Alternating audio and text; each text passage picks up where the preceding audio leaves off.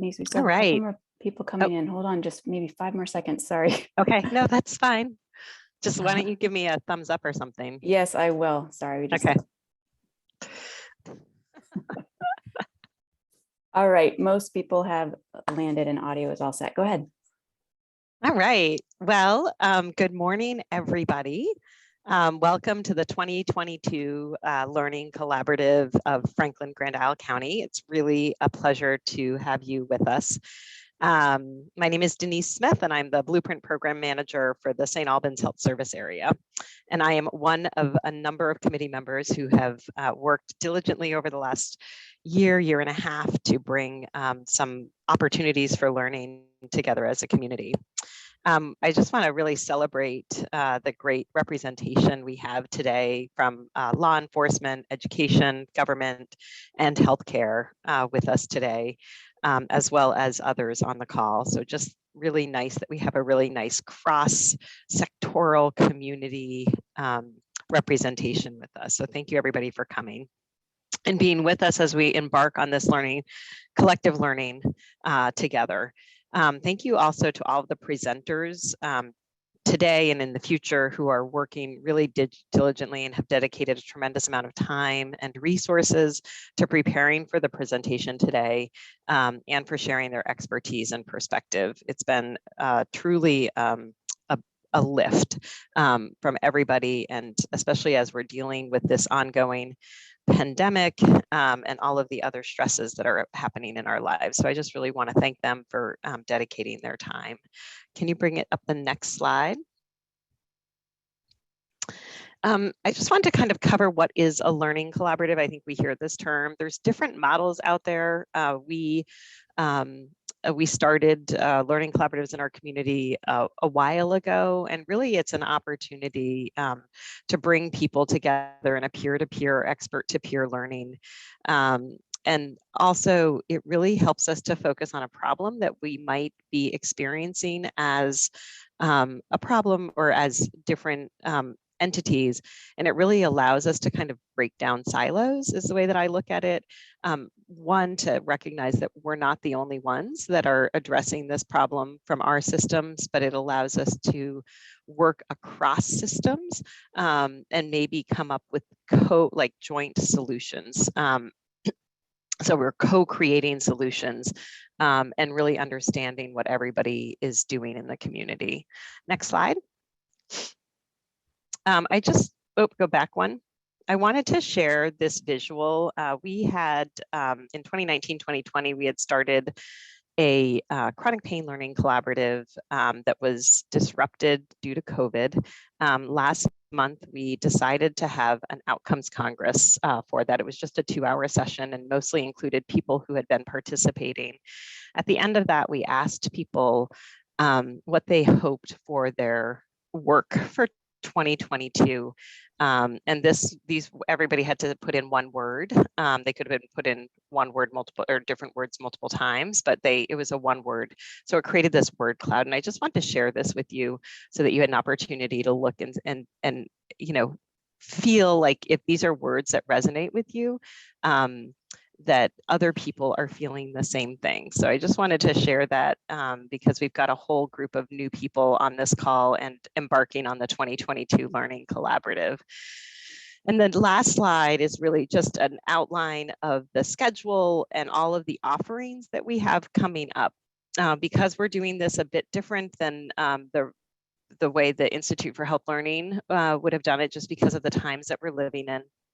Really, these sessions are all going to be recorded. So if you're not able to attend them but want to participate, I'm actually working right now with Northwestern Medical Center to set up a web page for each one of the sessions and host our videos from the sessions. But these are all offered once a month on different Fridays. They're only 4 hours long. If you can attend, but you have somebody else from your office that wants to attend the next one, that's totally welcome. You don't have to attend each one. If you can only attend one, or if you have somebody else that might be interested or is working on overdose in your organization versus suicide, you might want to just forward them the flyer. we do have a flyer with links now so that they can register either for one or all of them.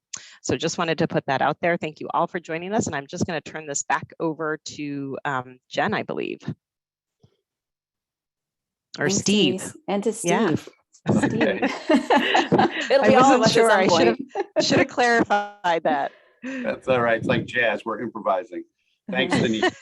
You're welcome. My name is Steve Brower. I use the he, him pronouns, and I am the Director of Behavioral Health at Northwestern Counseling and Support Services. We use the NCSS as the abbreviation. We're really excited you all made the time to spend with us this morning. Thanks to Denise from the Blueprint and Jen, our facilitator, and the Learning Collaborative Planning Group who put this day together. We have a range of presenters and activities to engage you in a process we hope is meaningful in helping us all to understand more effective ways to prevent suicide in our communities. Today's presenters have a wide set of skills and knowledge. Dr. Tom Delaney, Associate Professor in the Department of Pediatrics, Vermont Child Health Improvement Program at the Robert Larner College of Medicine at the University of Vermont. Tom has been a big support to our region in helping us to understand data, evaluate our efforts, and identify ways to improve services, particularly for individuals in the Abenaki community through the CRC project, which I will be talking about briefly when I do an overview of what's happening in our region. Michael Hartman, Chief Executive Officer, Lamoille County Mental Health, and former Commissioner of the Vermont Department of Mental Health. Michael is a longtime colleague and has innovative ideas for improving outcomes for communities. He has been consistently committed to suicide prevention and has a valuable perspective on what Lamoille County is doing as it relates to engaging the community. Lance Matea, lead of the school-based clinician program at NCSS within the Children's Youth and Family Division, and has organized Vermont's mental health first aid training and has been a trainer across Vermont. He also provides UMatter training for schools, which focuses on suicide prevention and is a key NCSS contact for the Afterglow Foundation, which is a powerful grassroots effort to increase suicide prevention in our community.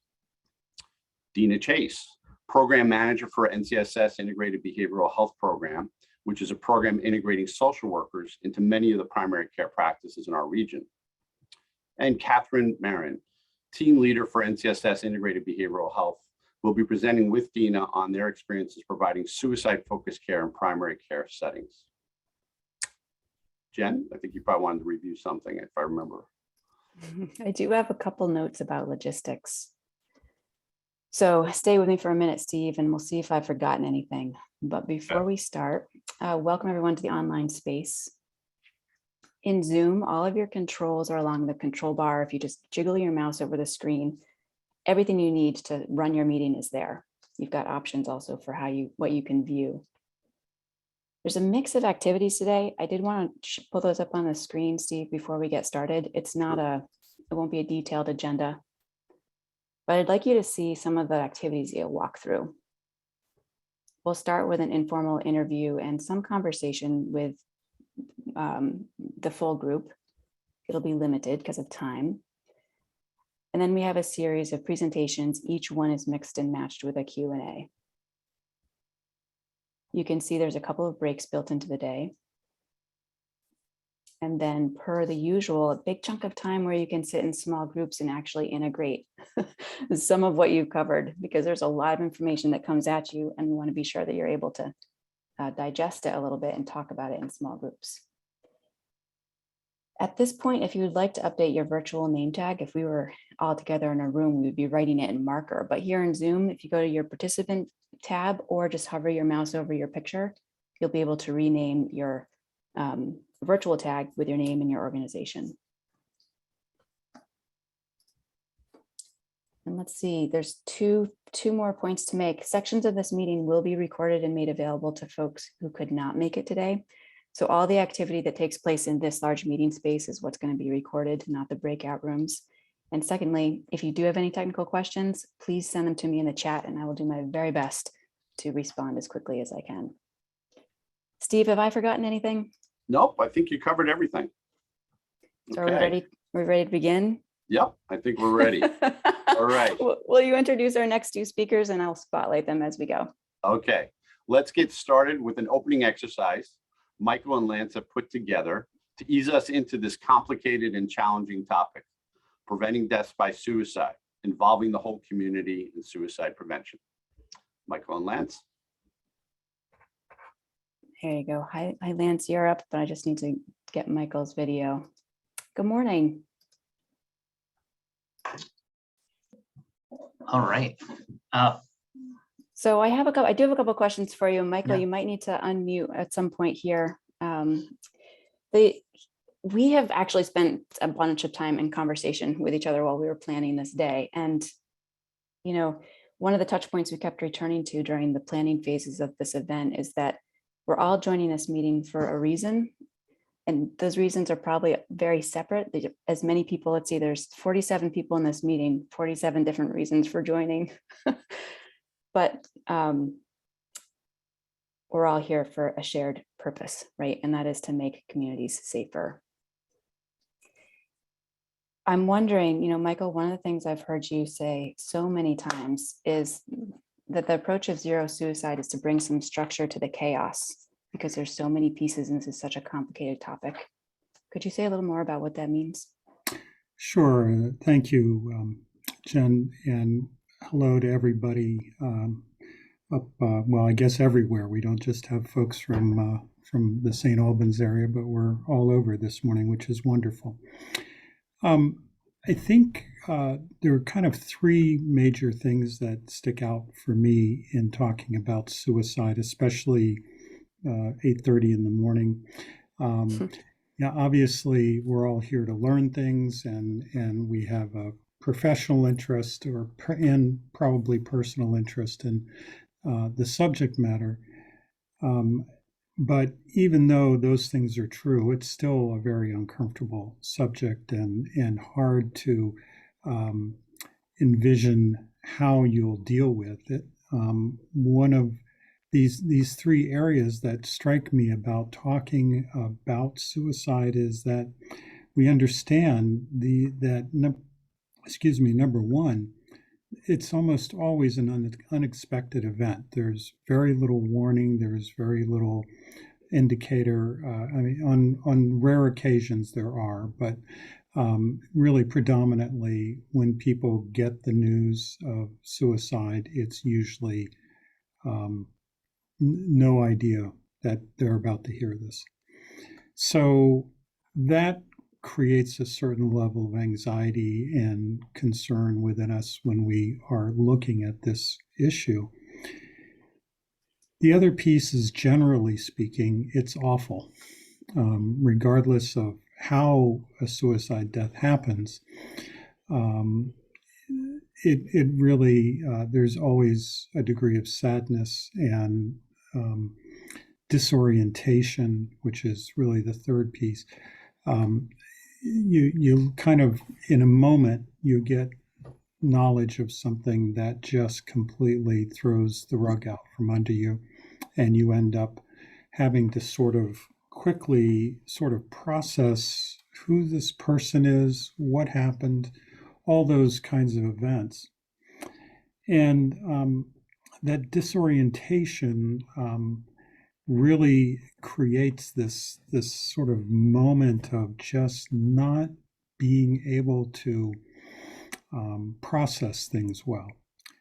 So and that's not being sure what to say. How are we going to tell somebody else? How are we going to meet somebody who's connected to the person who's died?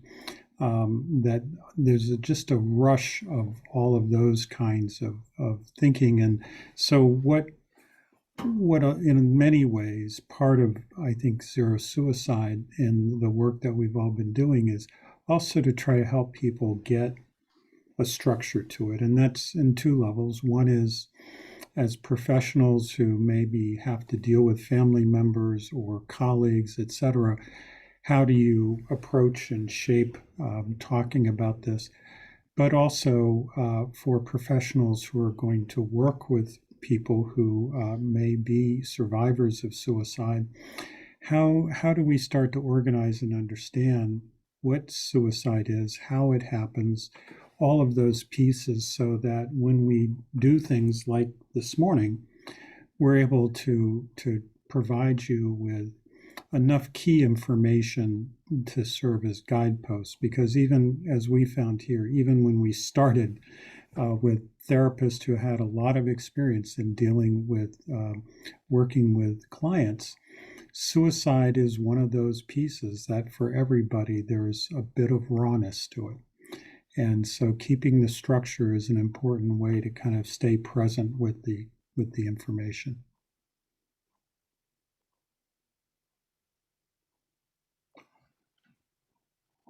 It is such a complicated topic. And Lance, you've talked about this quite a bit too. You've said everyone is connected to it in some way. Yeah. Right. And so, Michael, you're talking about how do you stay in this conversation? And I wonder, Lance, what observations do you have? What does this mean for how we talk about suicide, in particular in a forum like this one? Yeah, I mean, I think it takes a lot of courage, really, to have this conversation, because there is a tremendous amount of stigma that surrounds suicide. I think it feels sometimes really taboo or even wrong to talk about suicide. Even saying the word suicide, sometimes it's really powerful, right? And I think it takes a lot of practice to feel comfortable with it. And my hope today is that we all get a little bit more comfortable having the conversation. So Michael had talked about we're all here for different reasons. Something different brought each of us here. But the one thread that really ties us all together is that we're here to prevent suicide in our communities. We're here to improve our communities and to help increase safety for people who are struggling. So I think that's really important to remember as we have this conversation today. We need to really hold hope that we can impact suicide in a really positive way, that we can make a difference. We want to view suicide really as a preventable death. I personally believe one way that we can do that is by providing education to our community. It's educating ourselves, educating other people around the topic around suicide prevention. I think the more that we talk about it, the more we'll reduce that stigma. And my hope through our time together is that we can really empower people to have the conversation, empower people to take steps in our community. My hope is that the conversation about suicide is one that we can feel comfortable having, that we can have anywhere, in schools, at work, ideally even, with our kids while we're sitting around the dinner table. We want it to feel that comfortable to talk about, because we know that the more that we talk about it, the more accessible the conversation is for people who are actually struggling with some of these thoughts. I think it's also really important to acknowledge that the conversation can bring up different feelings with us. A lot of us probably have our own personal relationship with suicide as well. And I think that in forums like this, or when we are having the conversation about suicide, it's really important to take care of ourselves. And, when we do presentations or trainings or discussions like this over Zoom, that might mean shutting off your video. It might mean stepping out of a conversation. I would challenge all of us, though, to try to lean into this conversation as much as possible. It does feel uncomfortable, and it should feel uncomfortable in some ways. I think that's how we learn and how we move forward together. Mm-hmm. And part of what your comments are painting a picture for me is that this becomes a space not of performance this morning, but a place of conversation, because you both talked about that as being one of the most important interventions, is just showing up to have the conversation and talk about suicide. So here's a question, and Michael, it comes from something you and Lance were talking about in prep, that one of the first indicators you have about discomfort with the topic, or even just wisdom about the topic, is your own body, like what you're sensing, right? How you notice what you're feeling. Is this a good time to shift to that question? I think so. So I think the question, you put it so well, so you might want to wrap your own words around this, it's a question to the audience members. How do you know when you're uncomfortable when it comes to talking about suicide? Right. Yeah. And yeah, go ahead, Michael. Well, I think that, it is just about taking a quick check of yourself even before you have the conversation, just in terms of being aware if you feel tense or nervous or anxious. I mean, we all often all do that when we're going to talk to somebody about anything very important, but that that you have a chance to just take a breath, center yourself, and stay focused on what it is that you're needing to communicate, and what it is that you may experience in terms of what people tell you. I think that, for instance, I've rarely been in a meeting, especially a training, educational meeting, where somebody doesn't do some kind of self-disclosure. And that's really not the main focus of an educational training on this, but it is something that people should just be prepared that somebody may recall, and sometimes recall for the first time in a long time. So being able to stay, I use the expression "stay in your skin" and don't get out ahead of yourself, is really important, and to be listening. And I think, as Lance was referencing as well, is to think about the words that you use. You know, we very consciously don't say committed suicide, don't say successfully completed a suicide. That it's we really talk about death by suicide, and that we make suicide the word, but not in any way to kind of push anybody to be politically correct about suicide, but to just try to, that helps to keep that frame of A, being respectful, but B, also just being conscious of this is what we're talking about, and we want to be very clear that we use language that keeps people focused and centered.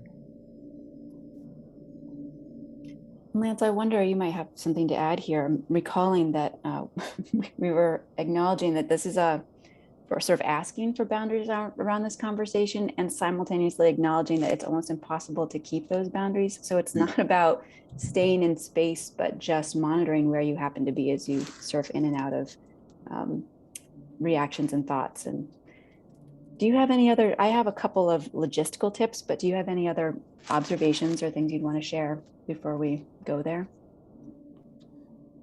Yeah, I mean, again, I think it's okay to lean a little bit into that discomfort. I think when the more that we can push our boundaries somewhat, you know, and our comfort with this conversation, I think the better. I think that's how we grow. And I also just love the idea of keeping the intention of what brought you here. So we all have our own stories and experiences, and usually that's a driving force. That's a driving force for me in my work around suicide prevention as well. We can use that as motivation and empowerment to make changes in our community, to try to make our community a more accepting and safer place. Well, I have an inclination here to take a comment from folks in the audience if you have a question or comment, but also just to encourage you to breathe in and stretch a little bit, even though we're on Zoom. Make sure you have some air in your body. Any questions or observations about what this topic requires of you to talk about? If there's somebody who has a comment to share, we would be happy to hear it.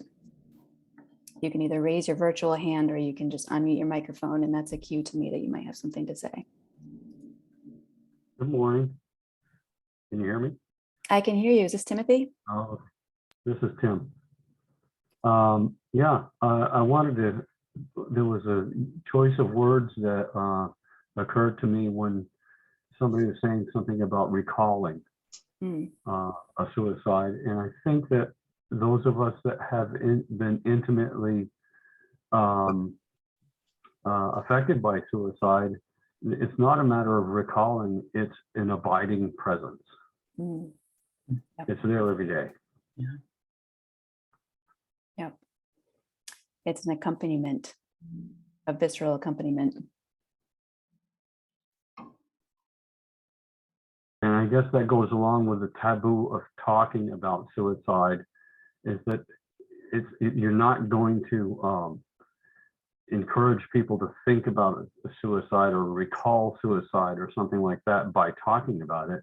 If people have had that experience, it's already in the room. Mhm. It came in with them. Well said. That's right. And so part of what you're doing is creating an avenue to process and engage. I think that's very, very well put, and tracks along with, I think, Lance and Michael, what you've been trying to articulate throughout the planning and this morning. Yeah. Michael, it looked like you were going to say something.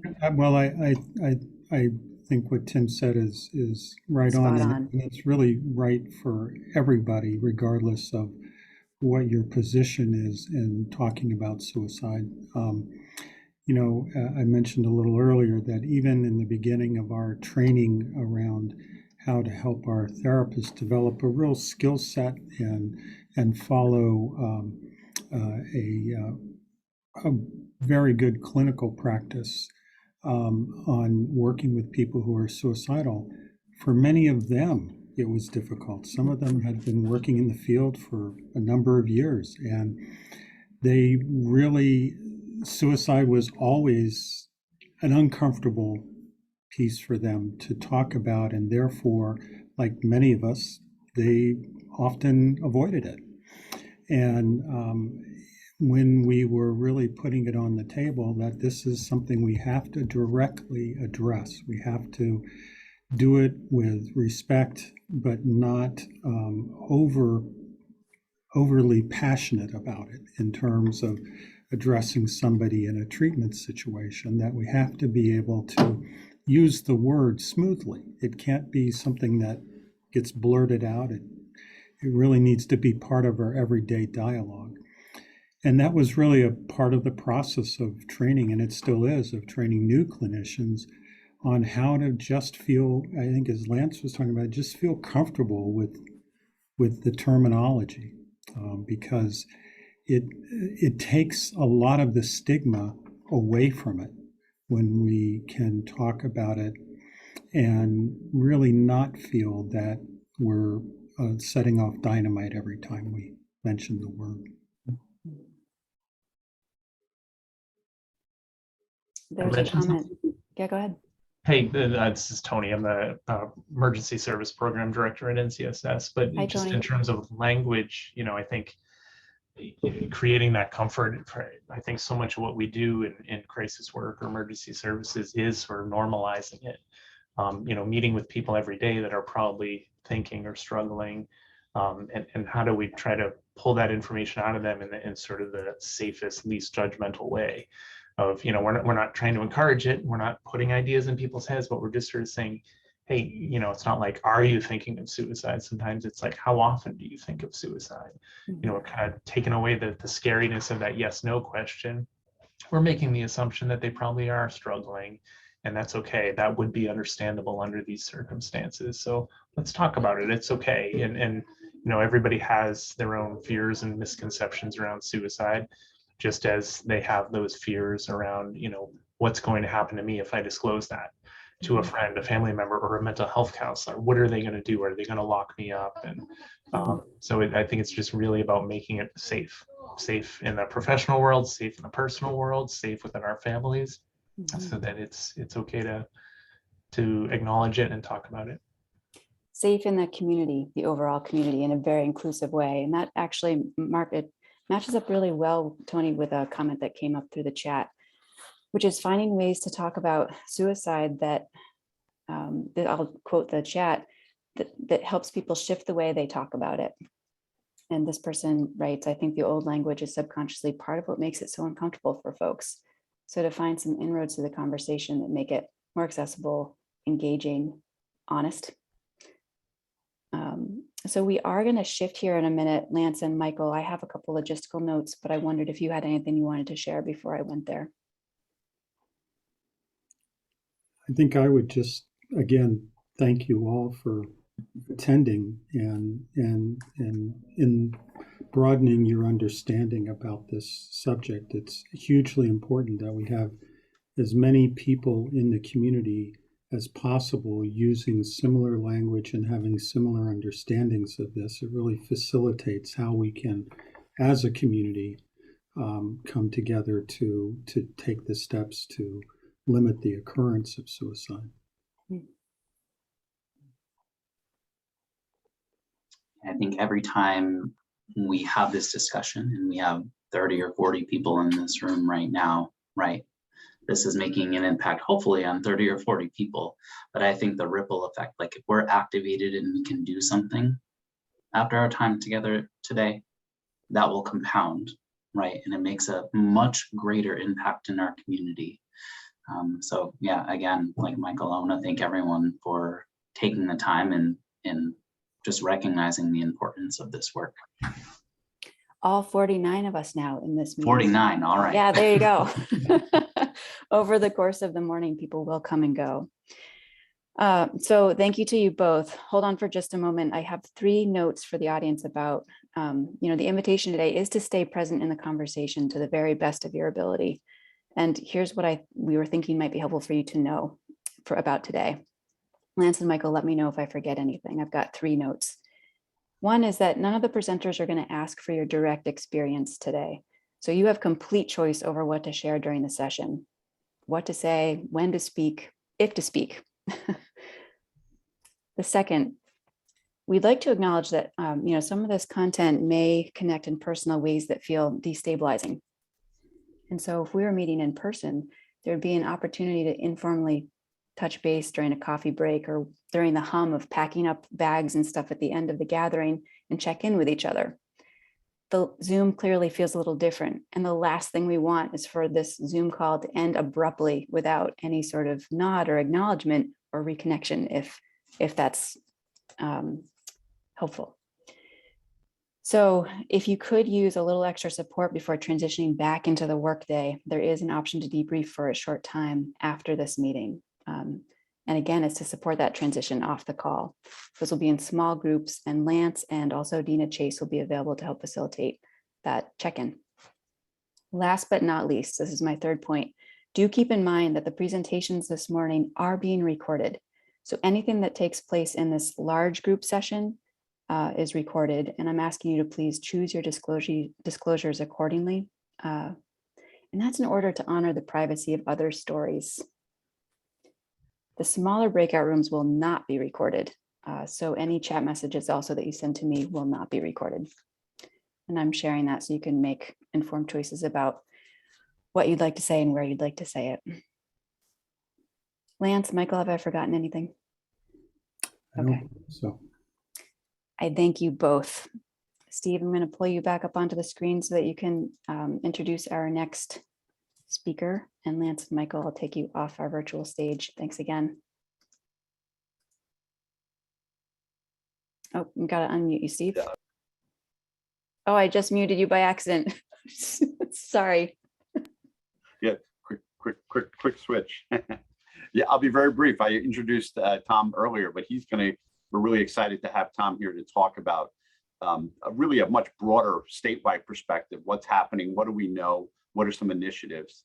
And so I'm just going to turn it over to Tom. Let him start saying what he thinks.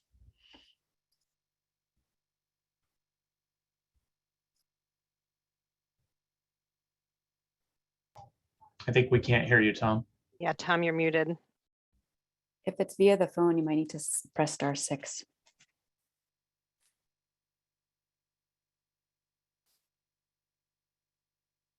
You did it. Oh no, we still can't hear you. Let's try again. Perfect. How about now? Okay, so I'm apologizing for my audio. I have to be on my phone this morning. My computer's just terrible. I'll get it fixed at some point. I'm going to go ahead and start sharing slides if I have permission to do so. I wonder if you do have permission. I think you should. Right. Currently, it says host disabled screen sharing. Oh, that was kind of me, wasn't it? Oh, hold on. If you want to, sorry, Tom, my fingers just slowed down a little bit.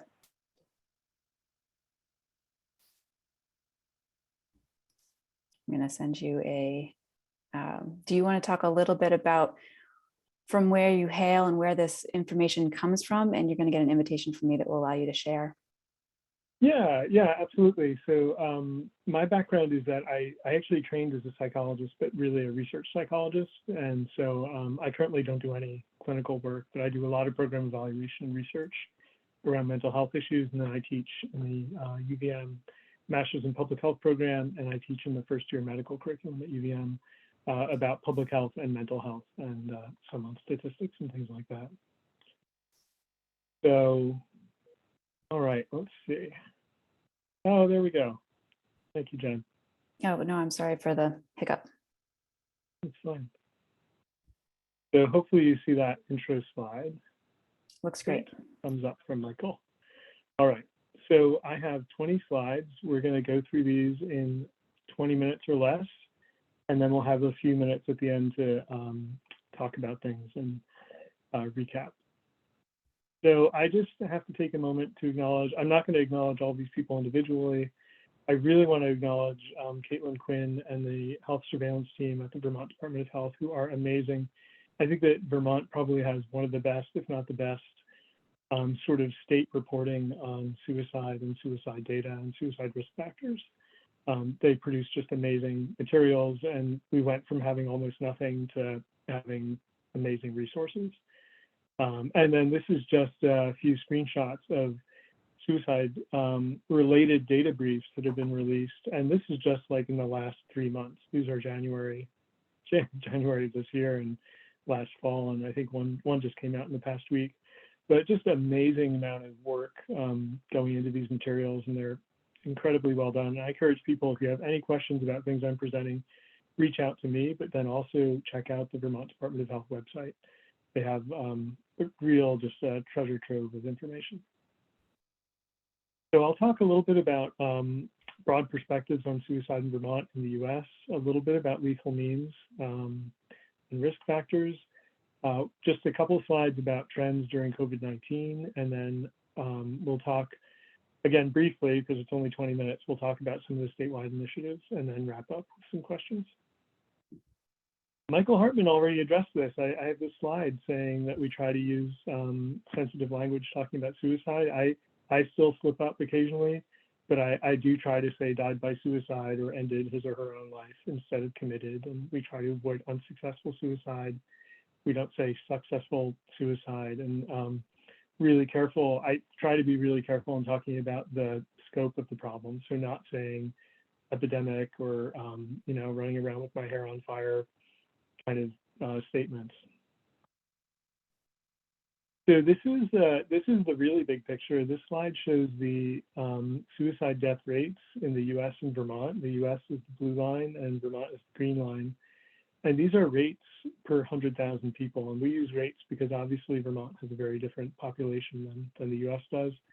But what it shows you is that the blue line, starting in 2011, shows a pretty steady increase through about 2018 and then begins to show a slight decrease down to 2020. And that was reported in the news, actually, that I saw this in a few places last year that people were reporting that there was a 3% decrease in deaths during the COVID pandemic in 2020. So it's a tiny glimmer of good news, I guess. Well, it's not really true of Vermont. So Vermont bounces around a lot because we're smaller, so our estimates bounce around a little bit more, but you can see that Vermont is consistently higher. And we actually saw a slight increase from 2019 to 2020. There's very preliminary data that has not been officially released yet, which suggests that the 2021 deaths are even higher than 2020. So we may be in a situation where we're at the highest levels we've seen of suicide deaths. This is a slide that shows trends in self-harm rates, and then those are the blue lines with the gap in the middle. The gap is when we switched over from ICD-9 to ICD-10 and how these things are coded. And the blue line is people who wound up at emergency departments in Vermont for something that was either a suicide attempt or intentional self-harming behavior. And you can see that, let's ignore the fact that the height of the lines changed, but if you look at 2016 to 2020, you can see it was fairly steady and maybe a slight drop off in 2020. The orange line and those dots show the trends for suicide death rates.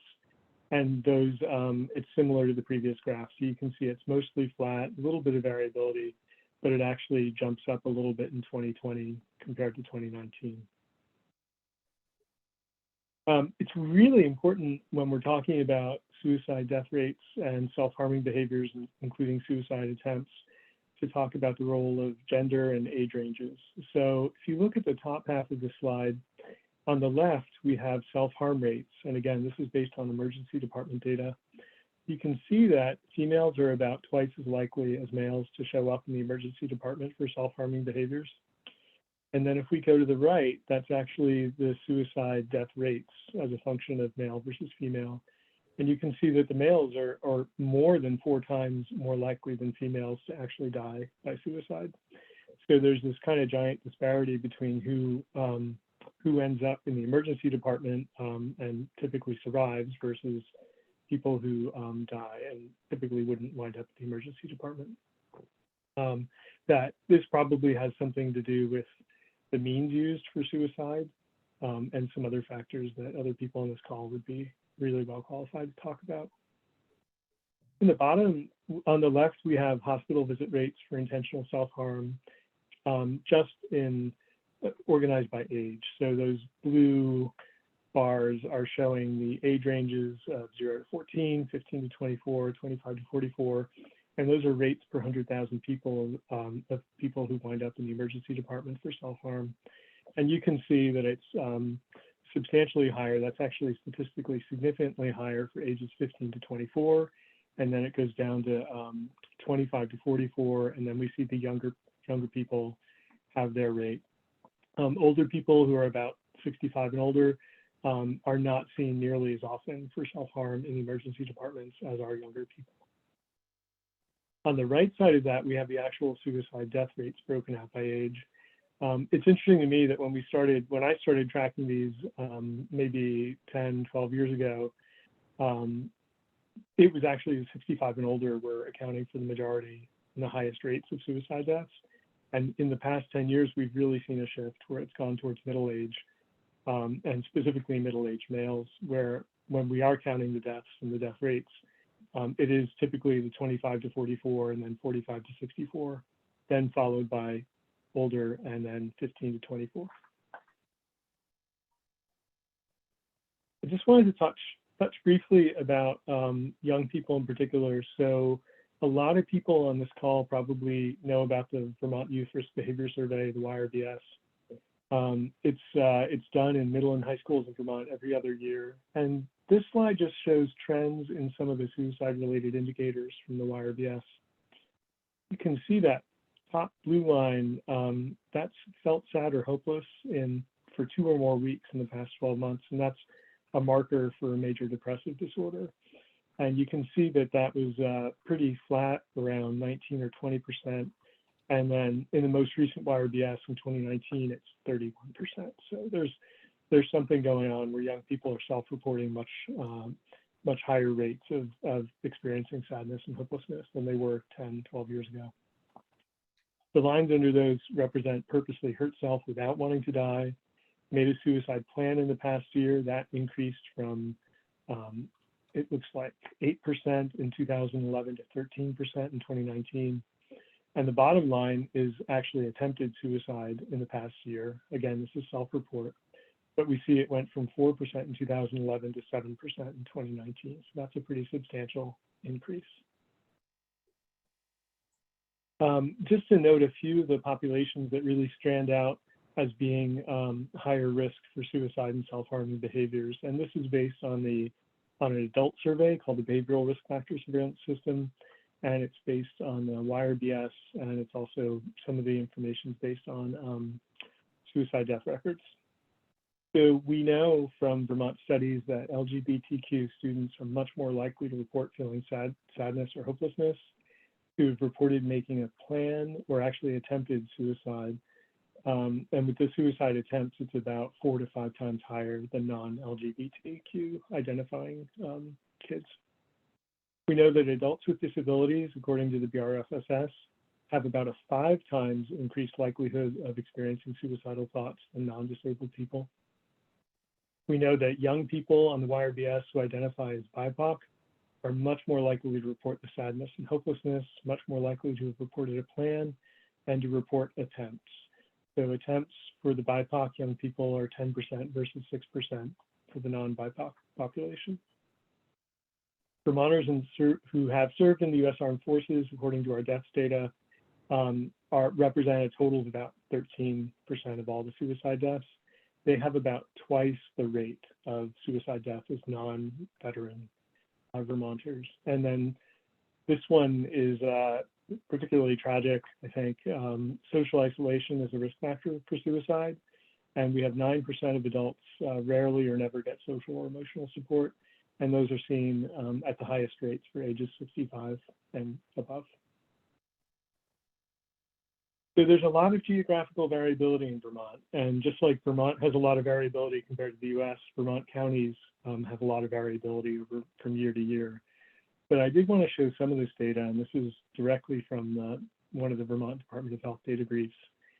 The blue left side of the bars represents self-harm that was seen in emergency departments, and the orange right side of the bars represent actual suicide death rates, and these are by county. Franklin County actually has the highest self-harm rate according to I believe this is 2019-2020 data. So 331 per 100,000 people were seen at the emergency department for self-harm in Franklin County. And the asterisk means that it's significantly higher than the rest of the state. Bennington County and Windham County also had significantly higher. And then if we flip over to the suicide deaths, you can see that Franklin County is definitely at the high end, but it's not actually the highest suicide death rates. So we see a split between showing up at the ED versus actually having higher suicide death rates. And the highest suicide death rates are seen for Caledonia County. Just wanted to touch briefly on a few risk factors for suicide, and this is from the from the Vermont Violent Death Reporting System. So among people who died by suicide, there's information gathering that happens at the time of death and afterwards. And we know from those investigations that about 2/3 of the people who died had a mental health diagnosis by report of family members. About half had depression in their history. About 37% were currently receiving mental health treatment. About a quarter had a previous suicide attempt that was known. And then 21% had a substance use issue. And I have to move my little screen thing. About 1 out of 5 had a physical health problem that was known. Other correlates that we've seen are that 42% had never been married or in a civil union. 15% had less than high school education. 44% were high school. 12% had some college. The remainder had a college education or post-college. And we have a really high rate among people who died by suicide of having been released from an institution. So that could be an inpatient mental health or substance abuse treatment situation, or it could be from incarceration, but some setting where they were not in control of their daily life. Talk a little bit about lethal means. If we look at self-harming, so again, these are the people who wind up in the emergency department. We see that about half did a poisoning behavior. And I'm not going to go into the details of what substances are used, but it's pretty much what you can imagine. It's over-the-counter medications and prescribed medications. And then about 2 out of 5 people had cutting behaviors that wound up in them going to the emergency department. If we shift to the right, these are the actual suicide deaths and lethal means for deaths. And about 3 out of 5 Vermonters who die by suicide used a firearm to take their life. This is noteworthy to me for a couple of reasons. First of all, because it stayed right around there for a long time. So it's pretty consistently like 55 to 60% for firearms deaths. It's also consistently higher than the US averages. So Vermont, in terms of our patterns of firearm suicide deaths, we look a lot more like the west of the US, like states like Montana and Idaho that have high suicide death rates and also have really high rates of firearm ownership and firearm suicide deaths. This slide's a little bit tricky, and we're not going to go into super depth on it, but if you look towards the top, the story here is that when you look at firearm injuries, which is that top horizontal bar, you can see most of those are unintentional. So the orange section, 3 out of 5 of the firearm injuries that get medical care are unintentional, and only about 1 out of 8 are suicide attempts or self-harming attempts. If you go to the bar below, this is the actual firearm injuries that result in deaths. And you can see 91% of those are suicide attempts. And what this means is that most of the people, a strong majority of the people who die by firearm or using a firearm in the Vermont are actually suicide deaths. And then the remainder in this data are unintentional, so accidental. And then if we just look briefly at the bottom, you can see that this is the gender breakout for firearm deaths, and specifically for firearm suicide deaths. And you can see when we look at ages 65 and above, there's a huge disparity where older males are using firearms much more frequently than females. And this holds pretty much true across all ages. In general, males are just much more likely to use a firearm to take their lives. This is another geography slide. So in this one, we present the county level data for firearm injuries and deaths, and the injuries are in the yellow orangish lines, and these are rates, and then the deaths are in the sort of purple lines. And you can see Franklin County's sort of down there in the middle with 6.9 per 100,000 for the injuries and 13.1 per 100,000 for the deaths. A few things that are really important to note about lethal means and about firearms lethal means in particular, that having a firearm in the home increases the risk of death by all causes, so suicide and homicide and accidental injury. And then obviously suicide accounting for 90% or more of those deaths. And we know from the BRFSS that about 43% of Vermont households have 1 or more firearm. We know from other estimates that there's something on the order of like 10 or 12,000 Vermont households where by self-report firearms are not stored securely. Having not safely stored firearms in the home puts you at statistically significantly greater risk of having a suicide death in your household than if firearms are safely stored. And one of the messages that we just feel like needs to be promoted all the time is that all firearms in the home should be stored unloaded and locked, and the ammunition should be locked and stored separately. Those are steps that have been shown in research to reduce suicide and unintentional injury deaths. So a little bit about COVID-19. The really quick story here is that we don't actually know all the impacts yet. We know that there was a lot of reporting, and some surveys showed that there were increased mental health symptoms that were experienced by people, and different risk factors like housing instability, financial instability that were seen in 2020. We know that emergency department visits for suicide attempts and suicidal ideation and self-harm actually decreased early and middle of 2020, but then appeared to rebound a bit. We know that suicide death rates decreased for the US as a whole, but they increased in specific states, including Vermont. And we know that in some areas, mental health symptoms, things like depression, anxiety, reported self-harming behavior, things like that, increased in specific location. And there's a really high quality study was done in Norway, and just looking at like high school and college age people, they found significant increases in mental health symptoms, to the point where in the 2021 survey, 62% of all young adult females reported 1 or more mental health symptoms, and 41% of young adult males reported. And this is considerably higher than the earlier rates that they were getting. And then we can also get a window into Vermont by looking at poison center calls and ED visits. So really quickly, I just want to look at the right side of this graph. We have that orange line is the red or orange line is the combined counts of calls to poison centers, and specifically Northern New England Poison Center. And you can see in 2020, there's a dip. These are by quarters. There's a dip in the middle of 2020, followed by a big spike. And then what looks like it might be a little bit of a dip in the third quarter of 2021. So that would be July through September of 2021. So we're really eager to get the data and see whether that dip continued or if it bounced back. And then this is data from the YRBS. Oh no, this is actually emergency department visit data.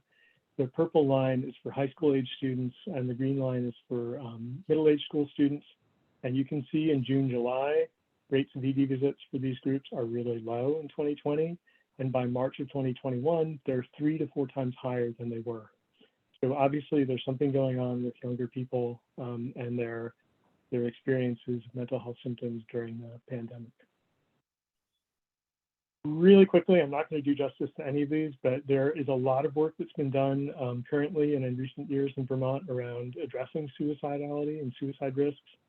There's currently a CDC grant to DMH, Department of Mental Health and Vermont Department of Health, called Comprehensive Suicide Prevention.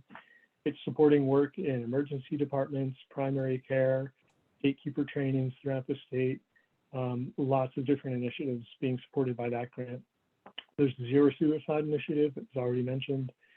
There's Vermont Suicide Prevention Center and the Center for Health and Learning. They do UMatter trainings. And then there's people on this call in the meeting who are also mental health first aid trainers, assist trainers, and different training models being used throughout the state. There's a VCHIP project at UVM. There's a project I'm doing with Dr. Rebecca Bell on firearm safe storage. There's an intentional self-poisoning prevention toolkit that was produced for Vermont primary care providers, and that was just released last month. Howard Center is working on promoting safe storage of medications. Educational work done by UVM Department of Psychiatry. There's the Suicide Safer Project, Pathways to Care project called the Mini Grants Project, which is really cool, and we're just learning now what the impacts of that program are. And then there's tons of work being done by organizations like NCSS, so the designated agencies, psychiatrists, and community-based providers throughout the state.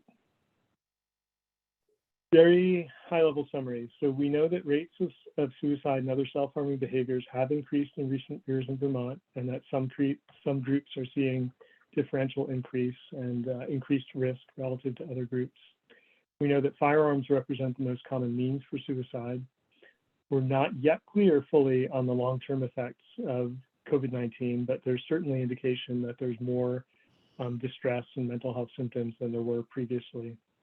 And then we know there's a lot being done in Vermont right now. And so we're eagerly awaiting to see what the positive, hopeful impacts of all those different projects are. And I think we still have a couple of minutes for questions and comments, I hope, Jen.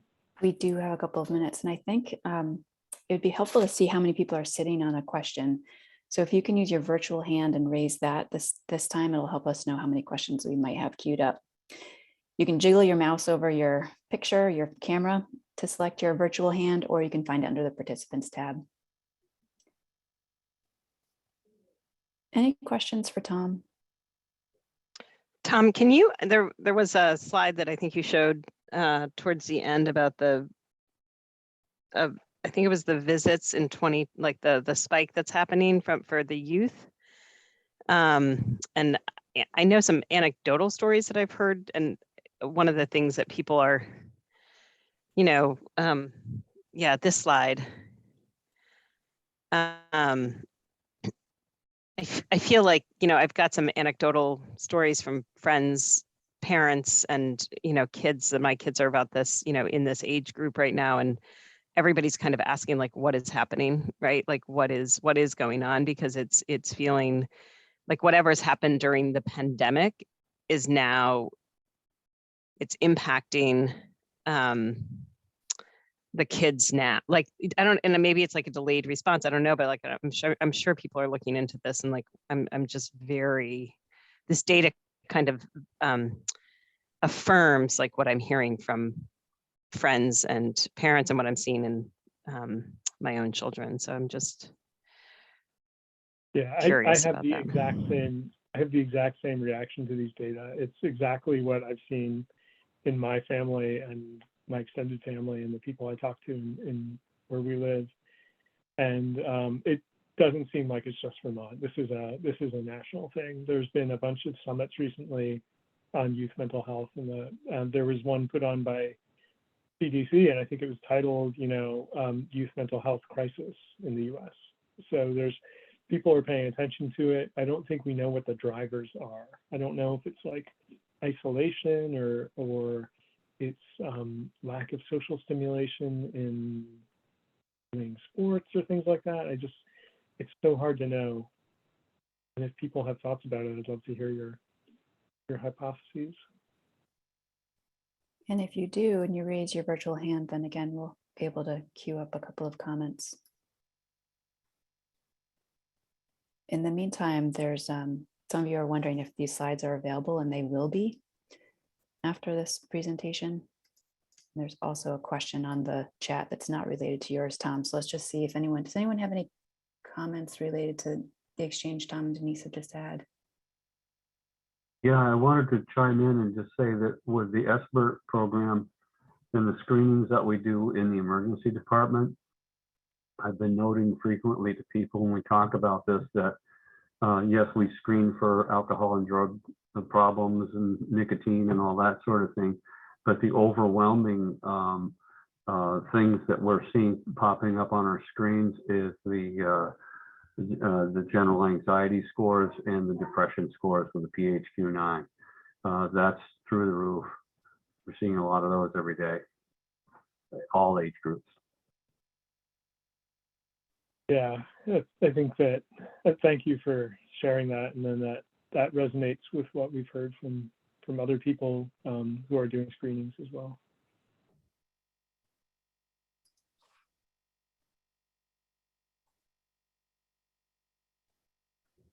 Other questions or comments for Tom?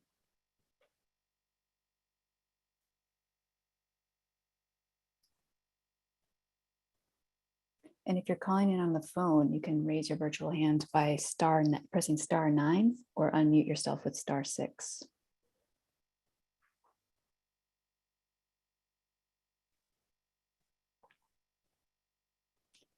It's quiet on, what would they say if we were on the radio? Quiet on the phone lines right now, Tom.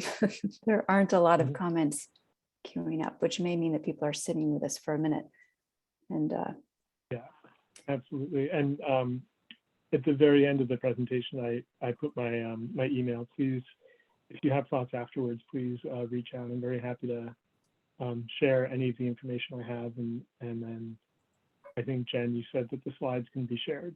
absolutely. So very happy for that. I have one more. Sorry, this is Denise again. And I think I knew this to be true, but also the firearm data that you're presenting is really, I mean, it's fascinating. And I guess my question is, the message about, make sure the firearm is stored safely.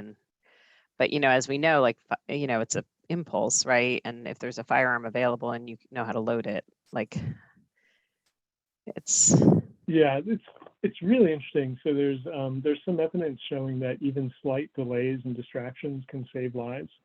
And so often that interval, you're right, the interval between getting the impulse and actually firing can be really short. It can be minutes or even less than a minute. There's some really interesting evidence that doing things like, well, first of all, just delaying, so having the ammunition stored separate allows maybe for some of that impulse to diffuse, and then also things like putting photographs of loved ones on the firearm or on the safe that's storing the ammunition, messages to the self, things like that can actually do just enough. It can introduce a little bit of delay and distraction that might help save lives. So there's a bunch of strategies that people have brainstormed out there that can be helpful, but it feels like just a baseline sort of starting point, like just keep the firearm locked and keep the ammunition locked separately. And this isn't even just about suicide. This is largely about theft, and it's about having kids in your home. And I can't tell you how many households I've been to, and this includes family members and in-laws, where loaded firearms were just available in the house. And in the house I'm in right now, we bought this from the family when somebody died. They used to keep a loaded rifle under the bed, and everybody knew it was there, and anybody could have taken it and done something, not even suicidal, but there's a lot of bad things that can happen with improperly secured firearms. So I'll stop preaching about that now, though. Tom, Thanks, Tom. Before we take a break, there's two questions on the chat, and you might be able to speak very briefly to them. One is a comment Are we studying media influence and popular culture impacts? It appears that our technology opportunities allow for, especially our children, to follow negative influences without being detected before a horrible event. Any response to Yeah, that? that's one that, and that's a really interesting issue, and it's not something I haven't seen that much in the literature yet, but that sounds really important. And there's one more comment. It's a request. If there's any stats, and I might be hard top of mind, but any stats on where domestic or sexual violence survivors fall in terms of risk? Yeah, I haven't seen that specifically for Vermont. And that's another one I'm actually happy to follow up on that and see, dig around a little bit. Okay. Yeah, that's a good question. Yeah. Well, thank you, Tom, for this presentation and being willing to field comments and questions. My guess is that more questions will come back around, but we've just gotten started in the day so far. Yeah, thank you, Jen. Yeah, so crew, let's take a brief break. And because we're running a little bit behind schedule, but I still want you to be able to take some time. So let's take, let's see, I'm doing math. Steve, you can help me out. It's 9:36 now by my watch. If we came back here at 9:50 instead of 9:45, we'd be in good shape. So you don't have to log out of the meeting. You can just turn yourself on mute and stop your video if you'd like to take a break and step away. I will be back to respond to things in the chat in just a moment. And we'll be back here at, what did I say, 9:50. Thanks all.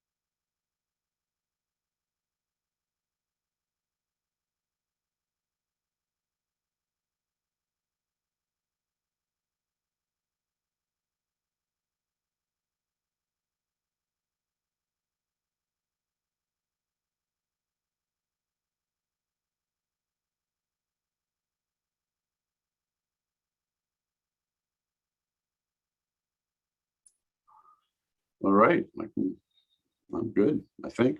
You're good. Go ahead. Welcome back Hi, from the break, everybody. everyone. Hi, everybody. Welcome back. Just to reintroduce myself, I'm Steve Brower. I'm the Director of Behavioral Health from Northwest Counseling and Support Services. And what I'm trying to do is, now that Tom has really provided this really broad perspective, troubling but really important stuff for us to know about, like what are the implications of all this information. The other thing is what's happening. My part is really going to try to give you a really brief overview of what's happening regionally. What are some things happening in our area? And to do that, I basically created this slide called Looking In and Out to Increase Suicide Prevention in Franklin and Grand Isle counties.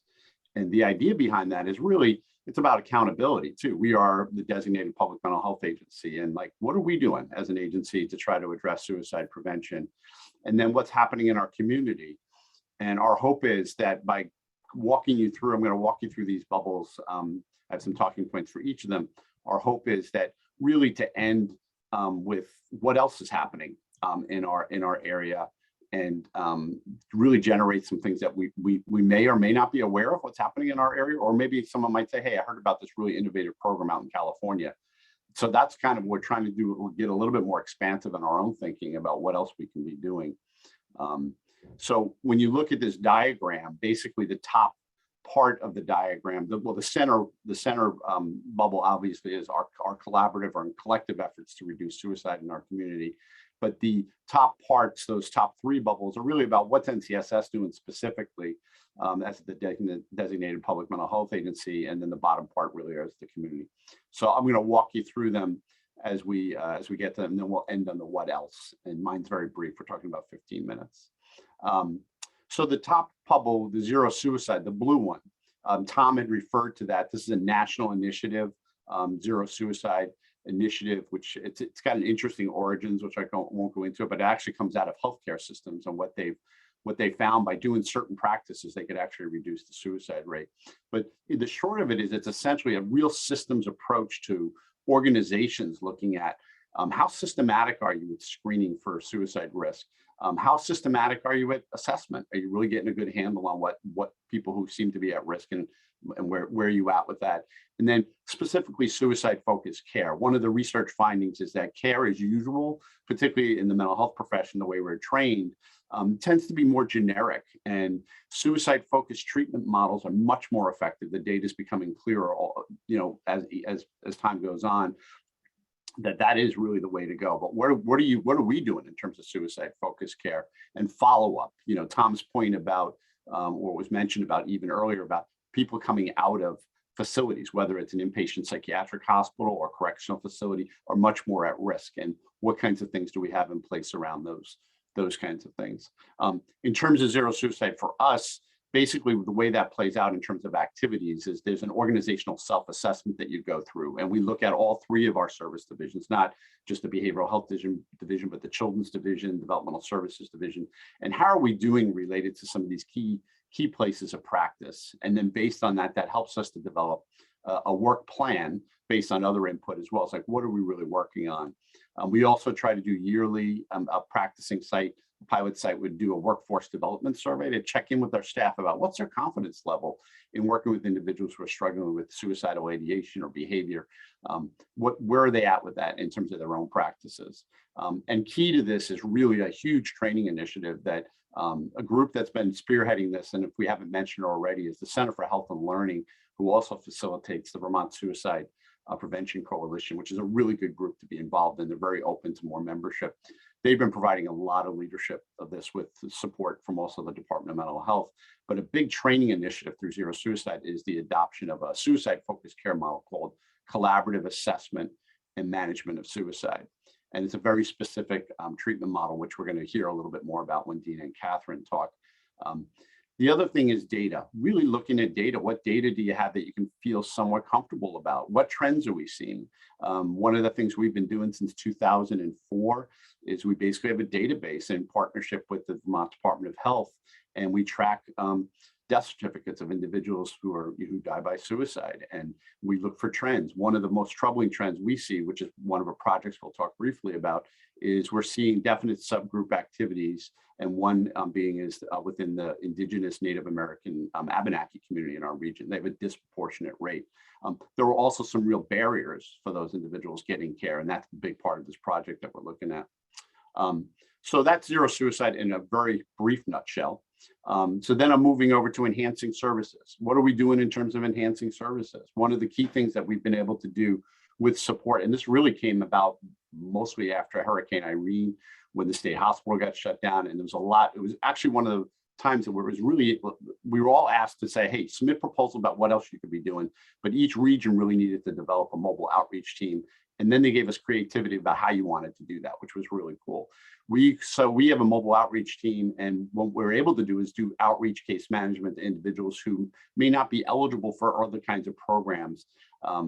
And then we also have a specialist positions. We basically on our own initiative, we created a specialist position in the emergency department that complements our crisis team, but is there for sub-threshold situations and just proactively trying to work closer with the emergency department. And then we've had two positions, one position that worked through the Vermont State Police, mental health specialist positions working in law enforcement, one with the state police, one with the St. Albans Police, and we do try to overlap. I know we have some representatives from the Sheriff's Department. And we've actually had some protocols with them around when eviction processes, and particularly when there are mental health related issues. So what more proactive kind of models? We have a crisis bed program that we've really been trying to enhance. We found a new location, and I think that plays a big role in trying to prevent people from going into the hospital, as well as doing early step downs and looking at ways that we can support. We also provide space to the vet center, which is part of the Veterans Administration. And these are for individuals who have seen active combat, which is actually one of the higher risk groups. And probably the more recent thing that's been happening in terms of enhancing services, and Tony Stevens, our program manager for emergency services here with us today, is the National Suicide Prevention Lifeline. We pick up, I think, about 63 hours a week now, 7 days a week at certain times. And we pick up calls for all of Vermont. So if they call the National Suicide Prevention Line, if you have an 802 number, no matter where you are, even if you're out of state or out of country, as we've had some calls, they're going to pick up, and we're going to try to figure out how we can work with you. And then also in terms of community outreach and trainings, which we'll talk a little bit more about. Moving over to the practices bubble, the purple, which is really within any system, is if it's really where the rubber hits the road, is are you changing your practices? Are you doing some things that you think can be more effective? One thing that we try to do is, as for all of our staff coming in, is to make it mandated that they receive the counseling on access to lethal means. So this gets into the means safety stuff that Tom was talking about. How do you have a conversation? And when we started this, I think I contacted Michael Hartman at Lamoille County Mental Health, who's one of our presenters. But hey, when you do that, are you doing it just for your clinical staff? And I think he said, no, we do it for all of our staff. And to me, that makes so much sense, because we could have our reception staff who could be having a conversation with a family member or a neighbor. So the idea of can you feel comfortable about talking about safe storage, or even just the idea of, hey, this person's really struggling right now. How can we at least secure your firearm or some other lethal means? The other thing we're really looking at is our workflows between programs. So when we use a suicide-focused treatment like CAMS, how do people work between? So if somebody starts off on our crisis bed and we start that treatment, and then they go to another program, there's a commitment that we're going to have staff that they're going to continue that model, so that it's continuous treatment in that way. Improving suicide risk screenings is something that we're looking at across programs. And then one of the more recent things we're looking at too is trying to get support for a broader dissemination of trigger locks and lock boxes, so that when we're working with people, that's all part of like an intervention, and anybody should be able to do that, not just our crisis team. So that's just an overview. There's a lot more going on in those areas. I'm just giving you a sense of it. So when we go down to the community awareness bubble, one of the things that we're trying to do as a community, and certainly NCSS, is utilize a variety of platforms. NCSS has a Here For You cable access show. I think Joe Halka, our community relations person, may be on this today. We have a website. We try to use social media. There's a YouTube channel. We have within the last, I'm trying to think, maybe 3 years, 4 years, we've had a suicide prevention task force, a broader representation of the community. And what we found was it was pretty big. And so we have a core group where we can do a little bit more planning. That group has not been active during COVID, and we realize that's one of our goals to get that going again. There is the Out of Darkness Walk, sponsored by the American Foundation for Suicide Prevention. That happens, I think it happens in Burlington, but we certainly all promote that. The National Alliance for Mental Illness Walk, and then a really key community awareness boost to this community has been the Afterglow Foundation and their huge music event and raising money. And we've created a process for how people can access some of those funds and and address things in some of the priority areas of what the Afterglow Foundation is about. Moving over to the community projects, and this is an area where there's just a lot of things that have been happening. And I'm just going to highlight a few things. We've been able to support in partnership with and Northwest Medical Center has given us space, and we for the last 10 years have been facilitating a Survivors of Suicide group, and that's been instrumental for people in the community to be able to reach out to and keeping that group active through the years. There's a project that we have called Connecting Rural Communities Project, which is specifically with the Abenaki community, and it's really looking at, that's a subgroup that we know we miss on as trying to understand why is it that some individuals die by suicide. And when Tom had mentioned that only 37% of the individuals who are from the the studies they've been doing are in treatment. I mean, I can tell you as an agency, we are busy. I mean, we deal with individuals who have the courage to get treatment, or we meet them through crisis or after an attempt. And we are busy in terms of people who want to get well and really to look at their issues. So that's a pretty big group of people that we work with. But what's really troubling is we don't understand, and this is what the data is troubling, is individuals, they're not in any kind of care when they die by suicide, a pretty large percentage. And what does that look like? And the Abenaki community is a big part of that. And so that means we have to change our practices, change approaches. Trust is a huge issue within the Abenaki community, based on, frankly, the way the Abenaki community has been treated, and broader, not just the Abenaki community, but other indigenous groups. There's a training that the CRC project, Connecting Rural Communities, has put together. It's a cultural competency training, and there's a flyer that we have that they're promoting it. It's free. It's really meant to help us to increase our awareness. Where do we miss? And so in that training, we help to try to create a thing, particularly for awareness around, in our system, we call it an intake. When somebody first comes into our care, we do an intake. We have to do all these questions and whatnot. And there's an activity, we call it the polite intake. And basically you go through it and you're like, okay, that seemed like a good intake. The person didn't come back.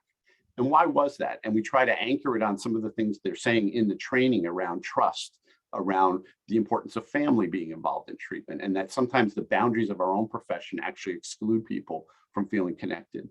So that's just one project, but there are other things that we've been trying to do in terms of community projects, more elder outreach, or working with older Vermonters, particularly those who are isolated. We've been doing some more with that. There was also a depression screening project through the Blueprint that we really looked, Dina and her team looked more at what can we say about where things are at in terms of depression screening and primary care. Doing a fair amount of post-vention outreach after, particularly through our law enforcement contacts, reaching out to individuals after there has been a death by suicide, and really trying to identify one, support for those individuals, but also other individuals that may be at risk, and trying to understand. And then you get into the trainings around New Matter for schools and the community, and the projects that we're going to hopefully talk a little bit more, which we will talk more about, is the suicide-focused care and primary care. What does that really look like?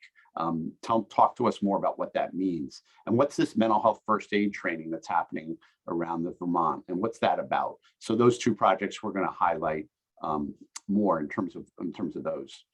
I know I've given you very much a really brief overview of what's happening, and just to bring this all into that way has been a challenge. But what in the design of this is, this other bubble is what else is happening. There are things that we know from just the participants here today. There are other things happening in our community that you could say, this is a suicide prevention activity, or what else have you heard of that might be really meaningful, that like I just read about this, or I know another part of the state's doing that.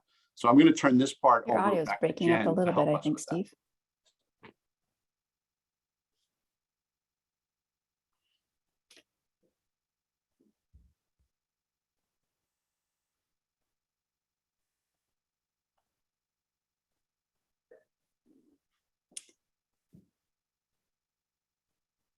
I heard right at the end, Steve, it sounded like somebody said your audio might have been breaking up, but I also heard you sort of turning it over to somebody else. I'm not sure if they heard that. Oh, okay.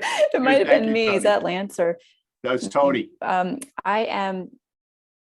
Okay. She's trying Tony, to thanks. bring Yeah, I am actually, Steve, my internet connection was a little unstable for a minute, but can you hear me okay now? Yep. Great. So I think what I might have missed while I was in the jumble and there's a little vacuum of time is this idea that there's a lot of different programs out there and different strategies for preventing suicide. Is that where you're at? Exactly. And really trying to get to see that activity, to see if we can get some other brainstorm going on to capture what else is happening in our community, but also other ideas people have that they've heard of things. So you'll see in the chat, everyone, there's a link to a Jamboard. This is a whiteboard that anyone can participate in. And I can also, just as an example, if there's an example, or anyone could give me one of a program that you know of that's happening in your community, the way you add it is anyone can do this again, click on the sticky note that's here on the left-hand toolbar, and it will show up on the visual. We'll see it in real time.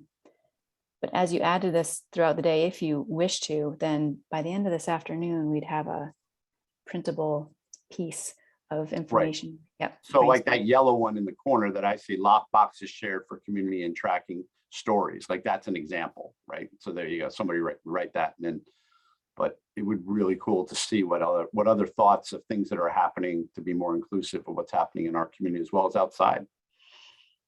And this will really help to inform our own action planning as a community of things that we really should be considering or at least being aware of. If there's a suggestion on air, I'm happy to add a sticky on your behalf, and we can see what happens on this whiteboard.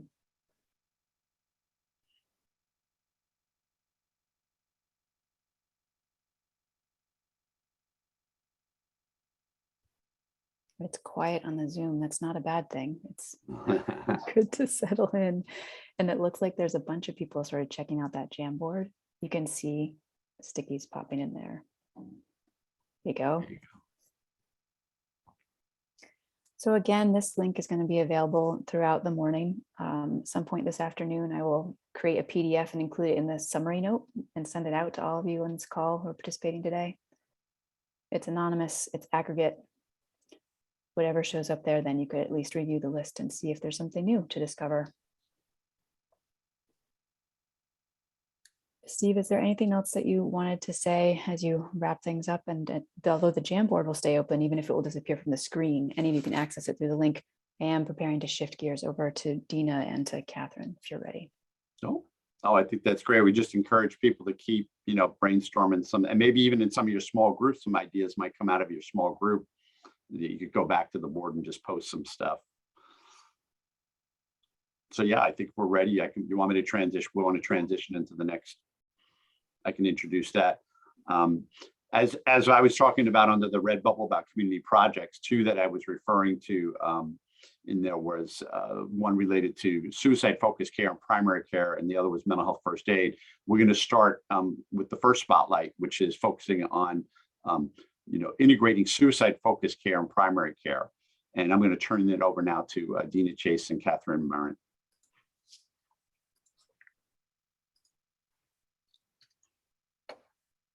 I will pull up your screen. Yeah, You're just waiting. waiting for Jen to pull up our slides. Why don't you go ahead and start your Sure. talking points, and I will pull it up while you get started. Okay. Good morning, everyone. I'm Dina Chase, as Steve mentioned. I use she, her pronouns, and I'm the program manager for our integrated behavioral health programs at NCSS. And I'll let my colleague introduce herself. I am Catherine Marin. I'm a licensed clinical social worker. I'm the team leader for the NCSS Integrated Health Team. I also help coordinate the wellness workshops through my Healthy VT, and I use she, her pronouns. So as Steve mentioned, this is one of the two initiatives that NCSS is committed to supporting suicide-focused care in our community that are going to be presented on today. And Catherine and I really just want to share with you about how we implement suicide prevention treatment in primary care, but also we hope to generate some thinking around ways that suicide-focused care can be implemented into your professional work and or you as an individual or community. We hope to empower folks to think about that and talk about that. Next slide. So I think this already came up, during Lance and Mike's activity today, but just, really being mindful of the language we use to talk about really all things mental health, but specifically to this presentation, how we kind of shift language to provide opportunities to reduce stigma and to educate and share knowledge by practicing within medical settings. So really teaching and encouraging the use of trauma-informed language around suicide. So just some examples here quickly, rather than saying someone committed suicide or completed a suicide, death by suicide or taking their own life, rather than some more stigmatized language around that. Next slide, please. So we've given this presentation to a variety of audiences. And today we're really hoping to give you an overview of how the integrated health team integrates into primary care offices, but then specifically how the team uses suicide-focused care when at these practices. And to give you some background, here is what the integrated behavioral health team looks like in our community right now. These are all the primary care offices that we're integrated in. And over the years, NCSS has partnered with multiple primary care practices. We begin by implementing this behavioral health model. We began in 2012 to address an unmet need in the community. And then as part of the Zero Suicide Initiative at NCSS, the integrated health team was trained in CAMS, which is Collaborative Assessment and Measurement of Suicidality, which is what Steve mentioned earlier. And that was starting in 2015, and that's an evidence-based model used to assess and treat. So we use it for an assessment tool as well as a treatment modality within primary care. And then, as Steve said, we do make referrals within our system of care at NCSS, and there are some community providers that are also trained in CAMS, so we can make referrals for ongoing treatment if that's necessary. Next slide. So this is just a kind of visual to highlight kind of the services that we provide, as well as the services that we can access within the community and the designated agency. So as Dina mentioned, the integrated health team began in 2012, and we've adapted in many different ways to meet community need with the resources we have available. And really, it's given us an opportunity to meet patients where they're at, as well as offering kind of a unique access point to services at the designated agency. So we're really communicating with all different programs at all different times, especially I would say crisis and integrated health, or emergency services and integrated health work really closely together almost on a daily basis to support the needs in the community, whether that's, triaging information to primary care or meeting with patients, clients who are our community members that are in crisis or need that level of support. And then I think kind of the outer circles highlight, just our relationships in the community, kind of different programming that we offer, the sites that we're embedded at, and then just highlight some evidence-based models. It's not limited to this that we offer within primary care. So CAMS, CBT for insomnia, chronic pain, acceptance and commitment therapy. And then as well as our partnership in the emergency department. I think there was a question about that. So I don't know if Tony can highlight that at the end, kind of our programming right there and how we're moving forward with the embedded clinician in the emergency department. Next slide, please. So here we're really looking at what does it look like to provide behavioral health in primary care. So we attempt to have the social worker embedded full-time at just one site. That doesn't always happen, but we know that's ideal because we want to meet patients' needs in real time, and we want to be available for warm handoffs. So warm handoffs are a significant part of suicide-focused treatment, because if someone comes in for a primary care appointment, we can be there immediately to receive a warm handoff from that primary care provider and start with our assessment and screening with that patient and supporting them and getting them what they need. The social worker provides coordination of care, could be referrals or navigation of services, and regularly consults with the providers in the practice to really, it's a full team-based care model. Next slide. So, why provide suicide-specific care in primary care? So, this is a statistic we've been using for a while, but I think it really highlights the importance of having this level of support within a primary care provider's office. But 45% of those people that have died by suicide have seen their primary care provider within 30 days prior to their death. So there's a significant increase in that percentage for our aging population. And I think, people access their primary care providers. It's a unique access point for prevention and intervention. They typically know their patients and the community really well. I was embedded at Georgia Health Center for 2.5 years. I mean, everybody knows the community really well. The PSS people know the community members. So I think it's a relationship that's really important to the community and to the patients that are served there. And so how do we kind of use that dynamic or support patients kind of where they feel comfortable and where they feel safe? And so, I really feel like it's essential that the entire clinic is part of the continuum of suicide-focused care. And so we'll talk about that a little bit more in a later slide, but I'm going to share an example in a moment, but just there's always opportunities for continuous improvement around supporting suicide-focused care and primary care. So I just wanted to provide kind of like a real world example of how this might look, or an example that, I was a part of. So it's probably a year or two ago. I was, a normal day at Georgia Health Center. I was seeing patients, and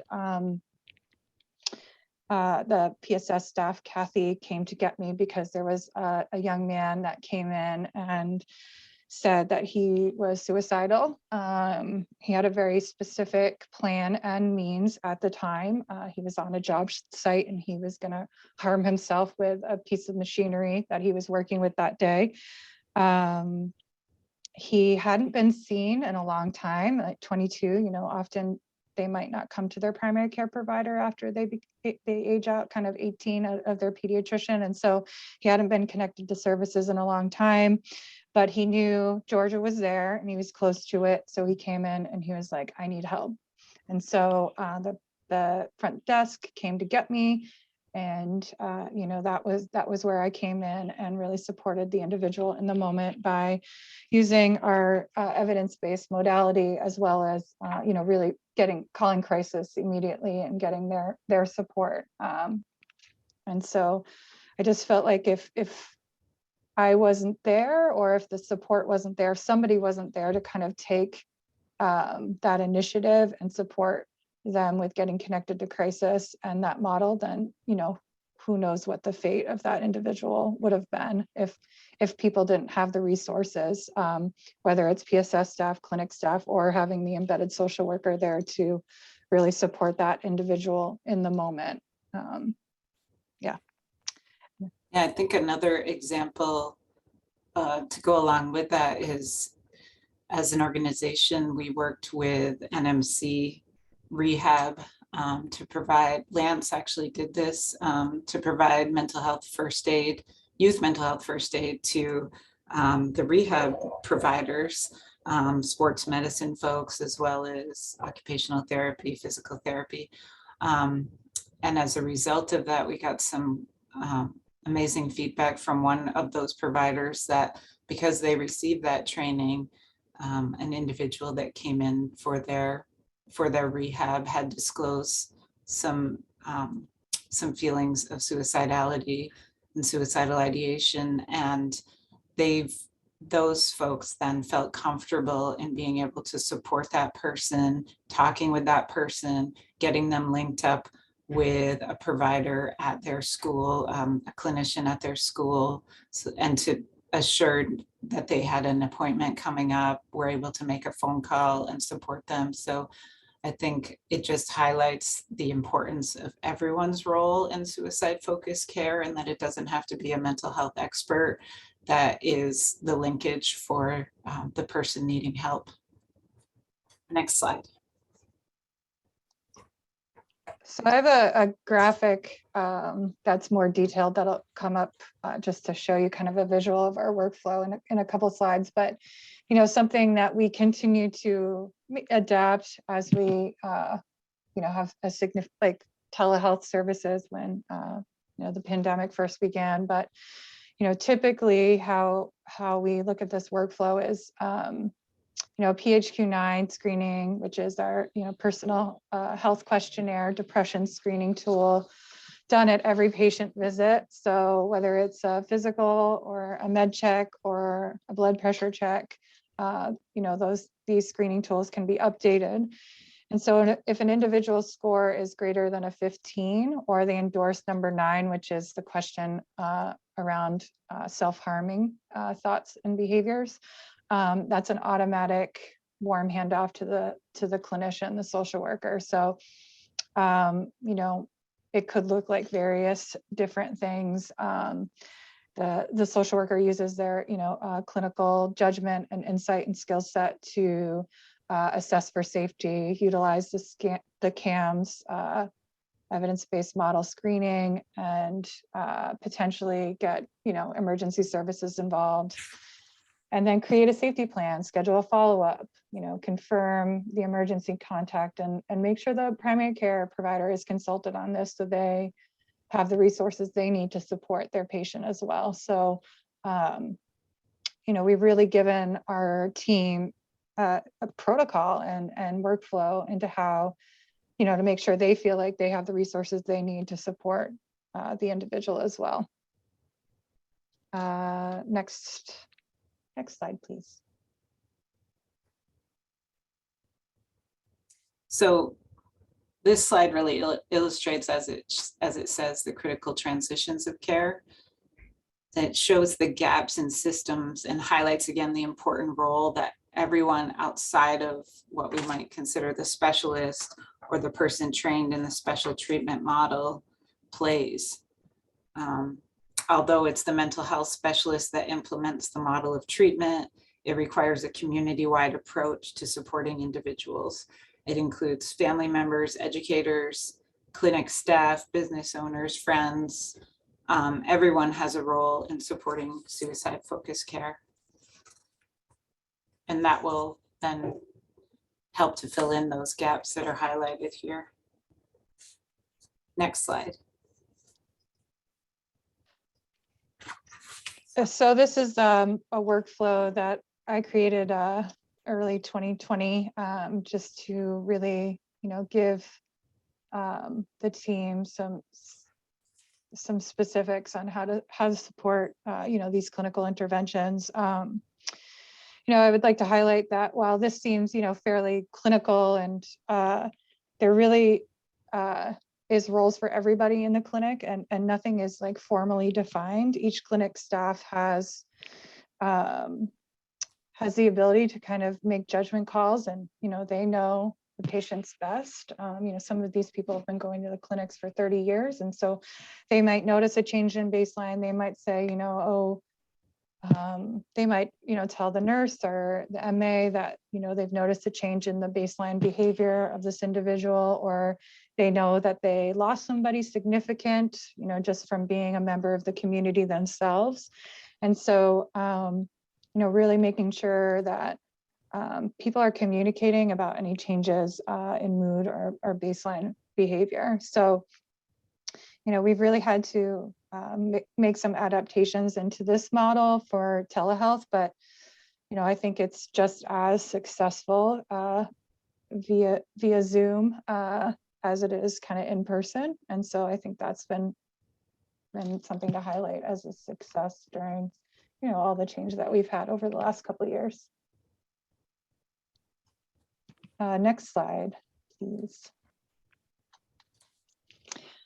So just some future planning.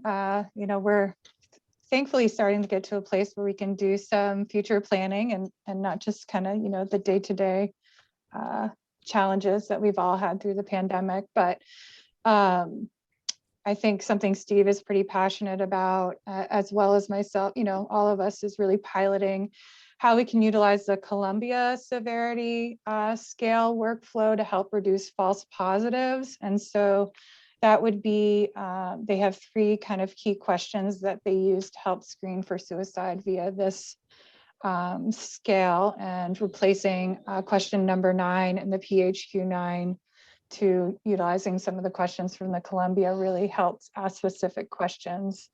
Train all clinic staff in mental health first aid. That training that Lance does is incredible. I mean, I've heard from many community members, including people that I'm related to, how much benefit they've found, even though they have experienced maybe in mental health, how accessible that training is for the community. So, he's going to talk about that some more, but I really, invite everyone to think about how a training like that could really help support people that might not, feel like they have the skill set to support somebody that needs that kind of support. And then I know something we've talked about in this learning collaborative before is really trauma-informed language around suicide and just around anything really. I mean, just really being patient-centered, strength-based when we're talking about individuals, whether it's treatment planning or if they cancel or whatever. I think really ideally we'd love to have a way to track data with embedded in the EHR, and that's something that Dina and I have been working on in various sites so that we can have a systematic approach so that people are aware that this patient is engaged in suicide-focused care with their clinician, and just to make sure that certain things are addressed in patient visits. And then something I think we've always wanted to do is piloting how the social workers are part of the patient visit. So whether it's like, for example, a physical, the social worker would just come in and introduce themselves. It wouldn't necessarily be like a mental health assessment, but just so that everybody knows the social workers there, not just people that may or may not need it, because we never know when somebody might need mental health support. And so just introducing various ways to introduce that role to people that might not know it's there. Next slide, please. And so just some resources over the next 2 slides about what's available in your community, your local designated agency, whether it's Steve, Tony, myself, Dina, can always answer questions about resources available. The Health Center for Health and Learning and the Vermont Suicide Prevention Center. And then the next slide, please. And then it's a little blurry, but just kind of the designated agencies, their contact numbers, the crisis line, and support available across the state. Anything else, Dina, that I'm missing? I don't think so. Does anyone have any? Yeah, that's it. Yes, we can, Jen, take time for question and answer. You can take a couple minutes, and then we'll probably do a batch question and answer after Lance's presentation. Oh, okay. Is anyone sitting on a question right now for Dina and Catherine, especially if you haven't asked a question yet today or a comment?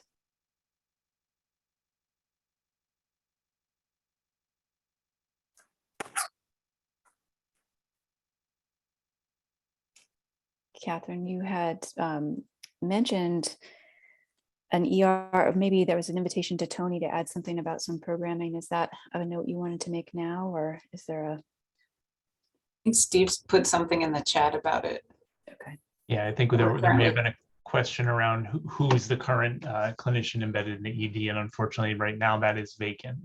It is a tough position to fill because it's as you can imagine, a chaotic and stressful environment, any emergency department, and so we are in the process of recruiting for that, but definitely want to make sure we get the best fit, because it has become a really crucial role in terms of just facilitating communication across such a wide array of partners and players across this system of care. And just to highlight the fact that Tony's team is assessing people in the ED and doing that work without that position being filled. So I just wanted to make sure that gets highlighted, that I think that's really a strength of these embedded teams, is that we've adapted when there's been, staffing issues or whatever. So I think Tony's team has really stepped up to support those individuals while that position's been open. Well, and this also speaks to probably what other organizations are dealing with. I mean, full disclosure, even our mobile outreach team, the specialists, the law enforcement positions are solid and good, but our case managers, we're restarting the group. We don't have any case managers right now. I mean, this is what's happening, and our services are stretched. We're higher demand than we've seen in the longest time, and fewer staff to actually meet the need, even when we have these innovative ideas. So it's really troubling. Mm-hmm. Troubling, and underscores the importance of so many little contributions of a community that it takes to create a network or a web. Yep. Because some of those elements are coming and going, vacant, open, filled. It's a very fluid landscape at the moment. Just a quick example to piggyback on what everyone's saying, and I apologize if I was looking over here and I heard my name and I got nervous, like, oh my God, what am I supposed to say? But I don't want to use the word incorrectly. I'm trying to pull in a candidate via email. I'm chatting with somebody who has applied for a position, and I'm trying to win them over in just before their first interview, even just to try to get that set up and try to really entice them to all the wonderful things our agency can offer. Mm-hmm. Thanks, Tony. So Catherine and Dina, thank you so much. I am at this point going to shift over to Lance, and then we may have some time for, like, again, a batch Q&A towards the end. So Lance, as soon as I can locate your screen, I'm going to go ahead and put you on our virtual stage. So prepare, and then there you go. All right, and if you could allow me to screen share as well. Yes, of course I can. I figured you'd be okay with it. I know. Go ahead, you should be able to do it now. All right, one moment. Just allow me to situate my screen.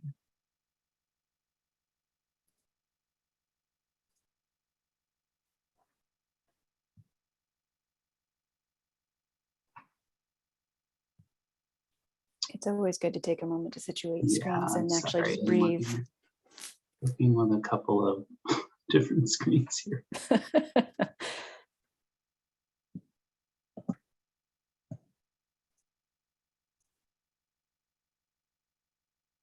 All right, I'm sorry, everyone. I think we're ready to go. So I'm here to talk a little bit about mental health first aid, what the program actually is, and then what we've done with mental health first aid throughout the state, and also specifically within Franklin and Grand Isle County as well. So I'll start actually with just a little bit of background about what the training actually is, because some of us may not know what it is. So mental health first aid is a public education course, and it's really designed to increase mental health literacy and intervention skills. So what I love about mental health first aid is that it actually creates a positive culture to look at mental wellness and also suicide prevention as well. So there's a really heavy component that actually focuses on stigma reduction.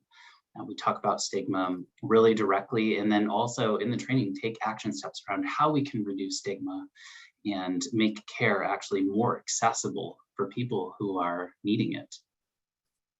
What I love about the training is that it is very much skills-based. So it uses role play and discussion to actually help us to learn some of the skills. So I say that it teaches us what to do and what to say to someone, how to actually have that conversation. We practice that, how to have the conversation with someone who is struggling or who may be suicidal and actively in crisis. And then we learn the skills to help link that person to safety. Another really great thing about the training is that we talk quite a bit about our system of care as well. I think we have a pretty robust system of care throughout our state, and a lot of other community providers that can support people who are struggling with mental health challenges and suicidality. And what I found in doing these trainings is that a lot of our community members aren't actually aware of these services until maybe they need them, or until they're trying to support someone to access the service. So getting that information about what is available out there into the community, I think is really important. And another really great part of the training is that there's a really heavy suicide prevention focus through the training. as well, which is, why I think it's really relevant to be talking about here today. And you can see in the bottom corner of the screen, the mental health first aid action plan. And really the training centers around the action plan. And this is something that we can use to support people in their intervention with others. So mental health first aid actually came to Vermont in around 2010. So there was an effort through the Department of Mental Health and the designated mental health agency system. And we trained about 30, I believe, adult mental health first aiders at first.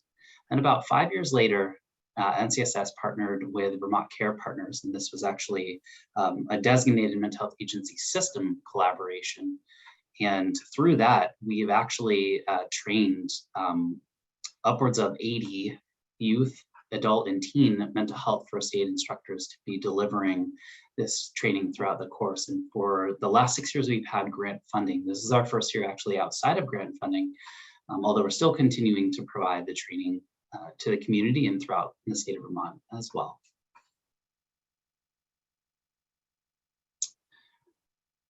So there are really 3 different types of mental health first aid. The first, and the one that I get most excited about, is actually teen mental health first aid. So this is really brand new. NCSS actually worked with the National Council for Behavioral Health. It was about 2 years ago, before the pandemic, to pilot teen mental health first aids. We were one of the first states to actually be piloting this, and we had 2 pilot sites, Richford High School and Enosburg Elementary School. And unfortunately, COVID shut us down before we could finish the entire pilot. But teen mental health first aid is something that we're offering. And through some COVID relief funding, we actually, Vermont Care Partners and the designated mental health agency system has actually built a network of about 15 teen mental health first aiders throughout the state that can provide trainings. This is how you can see on the screen how the training is broken up as far as delivery options. And with any version of mental health first aid, there are in-person or virtual options for delivery. Something really exciting right now as well is that we currently have funding as a designated agency system through a partnership with the Vermont Agency of Education to actually provide teen mental health first aid trainings and youth mental health first aid trainings for free to any school throughout the state of Vermont. So the only criteria is that we have to be providing this to school staff. It doesn't matter what kind of staff you are in a school, you can receive the training for free. So we're definitely really excited about that. And you can actually visit Vermont Care Partners website for more information on that. And I'll have my contact information in this presentation as well if you're a school and you're interested in that, or if you're a parent maybe who's interested in bringing this training to your child's school as well. So another training is youth mental health first aid. And this is for adults who are helping young people between the ages of 12 and 18. And there's definitely some flexibility on that spectrum as well, developmentally. This delivery is broken down on the slide as well.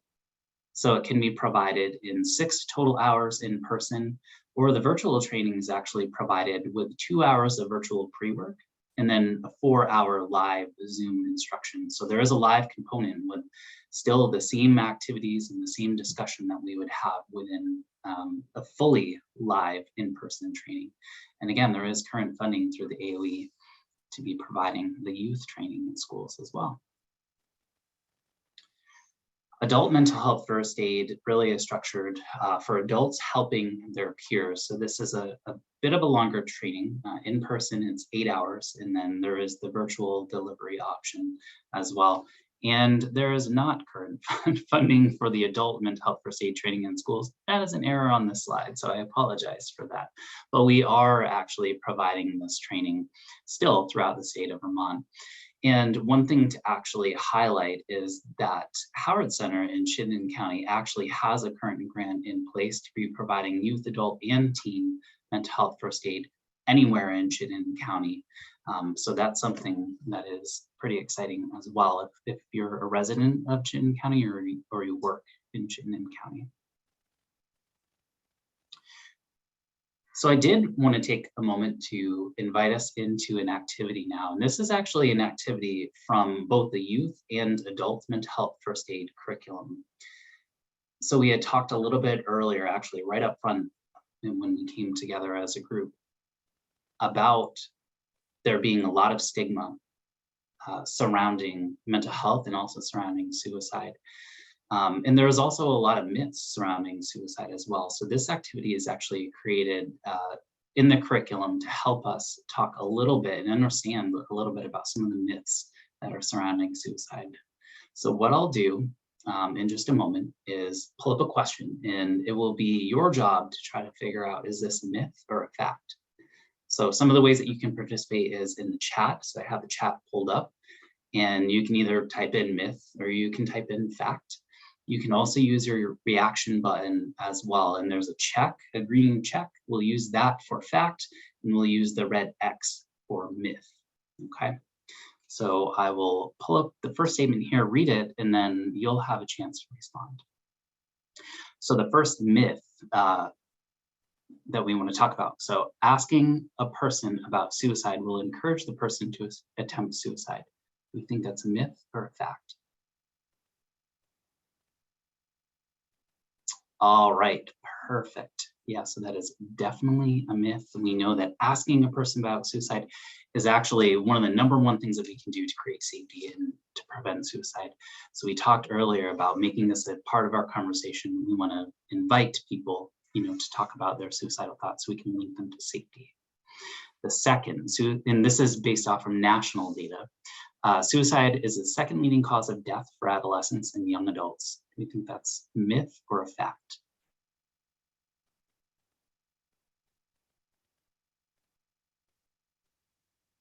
Yeah, absolutely. So people are right in the chat, unfortunately. It is a fact. So according to the CDC, suicide is the second leading cause of death for young people aged 10 to 34. So improvement following a suicidal crisis means that the risk of suicide is over.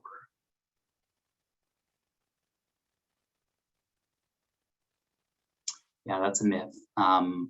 We had talked a little bit earlier about some of the data regarding that release from an institution. So we know that it's definitely can be a risky time for people, and this data up here tells us that as well. So youth suicide occurs in all socioeconomic groups. Myth or fact? Yeah, absolutely. That is a fact. Tom gave some really great data around some groups of us that are more impacted than others by suicide. So 1 in 20 Vermont students made a plan about how they would die by suicide during the past 12 months. Do we think that's a myth or a fact? Fact, okay, and this actually comes from the YRBS. That is actually a myth. So just over 1 in 10 students made a suicide plan in the last year. I think that Tom had mentioned that more information about that within his presentation as well. So additionally, during the past 12 months, 7% of students attempted suicide. So that data comes directly from the Youth Risk Behavior Survey, the 2019 in the last year. So suicide happens without warning. This is kind of a tricky one. What do we think? Suicide happens without warning. Yeah, sometimes people can be mixed about this because we may have an experience personally that contradicts this up here. So what research says is that there are cues that people give or warning signs that people give before they die by suicide. And 100% absolutely, we can lose people very suddenly to suicide as well. So both are actually true. And we want to reinforce that suicide is a preventable death. So this is why it's important, why we talk about some of the warning signs, so that hopefully we can notice some of these cues and engage a person in a conversation that helps link them to safety. So I'm going to take just a moment to talk about some of our outcomes as well as a state and through NCSS. So what I love the most about mental health first aid and what we've done with this in our state is that it's not just driven through Vermont's designated mental health agency system. So we actually have about equally, half of our trainers live within or work within the designated mental health agency system. And then the other half are actually community partners. We actually have some youth mental health first aid trainers that are community partners on this call right now. So this is why this has been so successful in the state, because it really is a homegrown, really community effort. So many agencies and people have a stake in this that they've participated. So some of our outcomes are that we've actually trained over 6,000 people in the state of Vermont in either youth or adult mental health first aid. So this actually creates a ratio of 1 youth mental health first aider for every 21 adolescents in the state of Vermont, which I'm definitely very excited about, because part of our mission is we want people to be trained to recognize signs and symptoms and to be trained on how to support someone who may be struggling and understand our system of care and resources so that we can link that person to safety.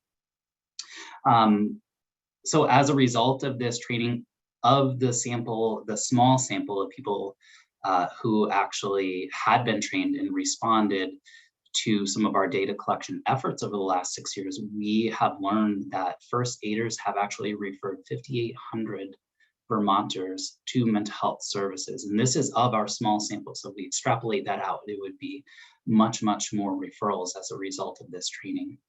And then in Franklin and Grand Isle County specifically, we've actually trained over 1,500 people in either youth, adult, or teen mental health first aid. And then this is these are just some pictures that you're probably noticing about some of the trainings that we have done over the last about 5 or 6 years. So obviously, this is really important to provide this training to people so that we can educate people around mental health and stigma and suicide prevention. But we've also recognized a lot of other really positive benefits to this training as well. So some of them are here. So mental health first aid has offered a really continual feedback loop within our community. Because we're providing this training in the community, it's allowed us to, in real time, hear the voices and feedback of community members about some of the services that we're providing, things that work really well, and feedback that we've taken that's been really constructive, where we've actually changed some of our programming and developed programming to support gaps that we were recognizing within our community. Mental health first aid often really highlights the need for additional training and additional supports as well. So that's another really great area where mental health first aid is really an introductory course. It's general and gives really great specific information on how to support. And there are about 1 million other avenues and 1 million other things that people need to know about mental health. And mental health first aid has really opened the door for us to be providing more to our community. So again, mental health first aid definitely provides a high quality suicide prevention and intervention training. You will leave youth, adult, or teen mental health first aid training understanding how to recognize the warning signs of suicide and how to support someone directly in the moment. Again, so reinforcing it creates a positive culture around mental health, well-being, and suicide. It really, I hope, makes the conversation accessible to everyone within the community. And it really follows our mission at NCSS and throughout Vermont's designated mental health agency system to really increase our awareness about supports and to hopefully increase access to care for Vermonters. And then Dina had mentioned earlier, this is why I continue to be passionate about mental health first aid. And I think why we have trainers that are really passionate about mental health first aid as well, is because it literally does save lives. And Dina gave one example through primary care about how potentially, this training has saved a life. And I have many more. I love when I get a call a month later, a week later, a year later, and someone talks to me about, because of this training, I was able to support someone. I wouldn't have thought to ask this question. Maybe I wouldn't have had the courage or or empowerment and permission to ask the question about suicide. And I hope that Mental Health First Aid is facilitating this kind of empowerment for our community and for people who are taking the course. So there's my contact information. If you want any more information about Mental Health First Aid, or potentially if you want to become involved as well. So if you want your agency or community to have a mental health first aid training, it's something that we're continuing to provide as a designated mental health agency system and in conjunction with our community partners throughout the state of Vermont. So I would definitely be excited to try to get that set up for you. There's also opportunities to become a mental health first aid instructor yourself. And I would definitely be happy to talk to folks more about that if you wanted to kind of join this movement in a larger way as well. Lance, thank you. We do have some time. So if you have questions for Lance, you can let us know by raising your virtual hand, or you can put it in the chat also. Take a couple questions on air. Lance, this is Denise. You said there's no funding to do adult mental health first aid trainings. Are you looking for organizations to fund, or how are you guys managing that? I think that, yeah, I mean, I think that would absolutely be an awesome conversation to have. And, you know, we have made the decision, you know, I think Steve had mentioned about some of the Afterglow funding as well. So we do have funding to support some of the training efforts that we have. And, you know, what I've really appreciated about NCSS is that we've, you know, taken this on as a part of our mission. So we will figure out how to make a training happen as well. But I think that would be amazing, Denise, if we could continue that conversation. Here's a question from the chat, Lance. Is there any information on training spiritual and communities of faith? Yeah, that's a really great question. So I have actually provided several trainings with faith-based organizations in our community specifically, and then actually some in Chittenden County as well. So it would be actually the same training that we would provide. I think what we always try to do when we're setting up a mental health first aid training is to actually have a conversation with the organization that is looking to set up the training to find out what they're looking for and how to provide the best training experience. So it is a curriculum-based training, but there is actually a lot of flexibility in around how we deliver the training and where we focus our content. I'm not sure if that answers your question, Ed. Absolutely. Thanks, Lance. All right, and I definitely would be happy to follow up with you outside as well. So the virtual hand function in Zoom isn't really popular with this group, and that's totally okay. But I'm going to remind you where it is in case you're sitting on a comment, either for Lance or, you know, in a minute I'll invite Dina and Catherine to join too. It's under the reactions tab or your participants tab. And what it does for me is it highlights you in that long participant list of 51 people as somebody who's waiting on a question. And if I know you have a comment or a question, then I can get you into the queue. Any other comments or questions specifically for Lance? So you have one in the chat here. On the same thread as above, the question about spiritual and communities of faith. Mm-hmm. Is there any effort to offer this training to nurses or medical professionals in the inpatient setting? I don't know as a state if we ever have. I mean, I think the way that a lot of these trainings are set up is because a community member is bringing up an idea or a need as well. So I think all of these are really great. This is why I wanted to present this here as well, because it is another feedback loop to hear from our community. So I think this would be a great discussion to continue for sure. I would definitely be excited about that. I hope that we generate the need for some more trainings or generate some interest through this presentation. So I would be very happy to follow up after about working to get that set up. And your contact information will be sent out, Lance, with the summary note as well, so people can find it. But part of that feedback loop you're talking about is just getting as many different people from different areas in a community, different sectors as possible to find access to each other, to the conversation, and keeping it top of mind. Mhm.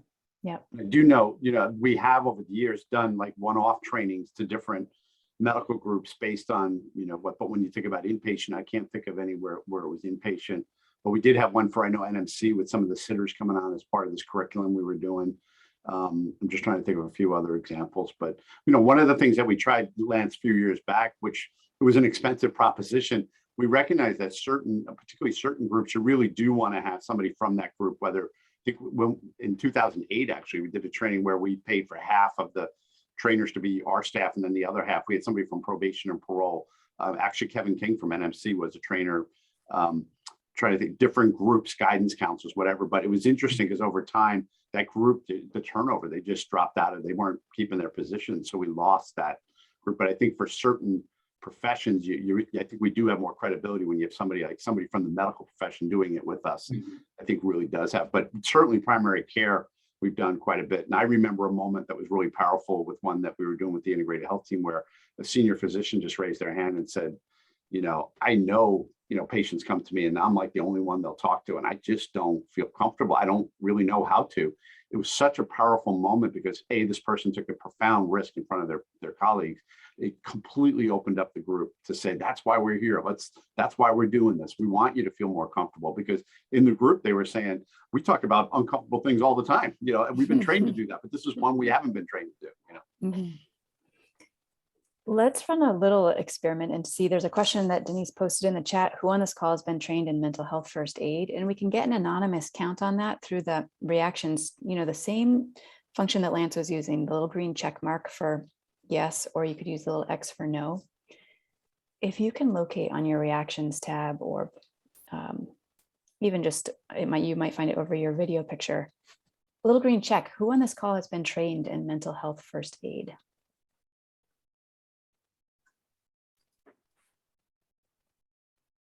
Got 51 folks here, so that number will continue to grow. But right now,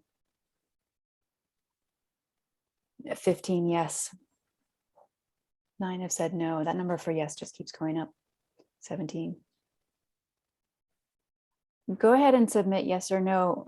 You can take some time to do that. In the meantime, I think there was a question or a raised hand, or it might have been somebody looking for a reaction. The yes or no. That was me, Jen, I raised instead of on the check. I know. It's okay. That's why it's an experiment.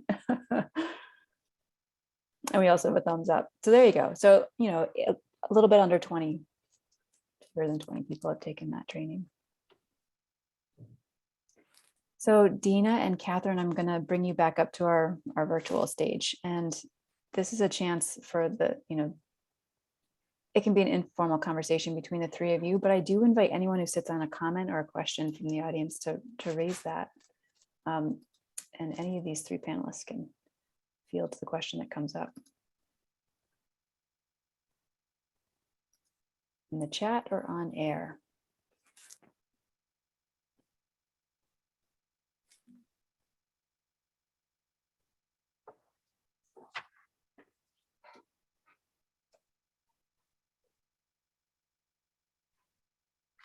Go ahead, Ed.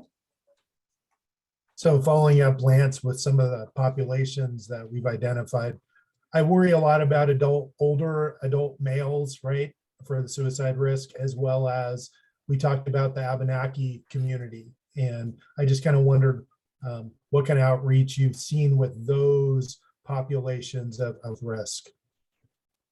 Yeah, so what's really interesting, something that I didn't get into because I wanted to try to be a little bit timely, is that within the adult model, there are actually sub-models. And one of those are actually for older adults.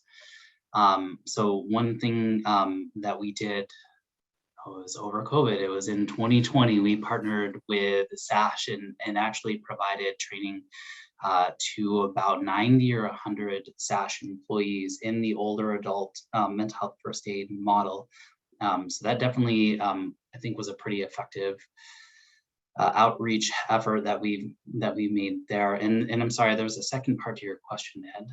So the older adult and Our Abenaki folks, yeah, so yeah, that's a great question. So when I actually first started with mental health first aid and first started here at NCSS, I was able to partner with leaders within the Abenaki community and actually provide a youth mental health first aid training.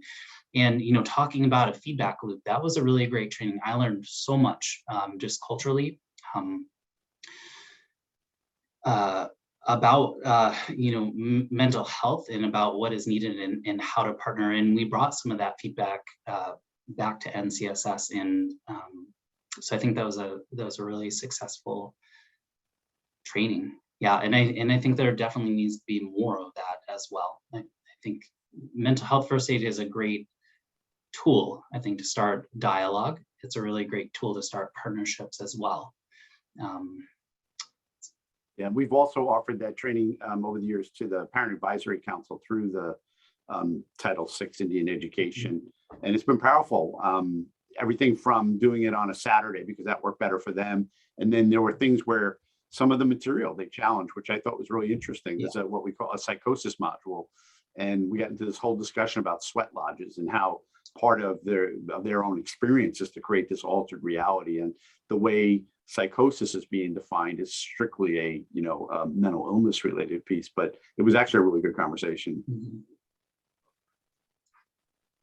And part of what you're talking about is those connections. I'm thinking about the image that Dina and Catherine, you had in your slide with the different silos, and then there's these little bridges that connect these different, and how anytime you're standing from one pillar to the next pillar and there's a disconnect, all the different subtle ways that one exchange can make that connection possible and keep it open again, rather than silently disconnecting.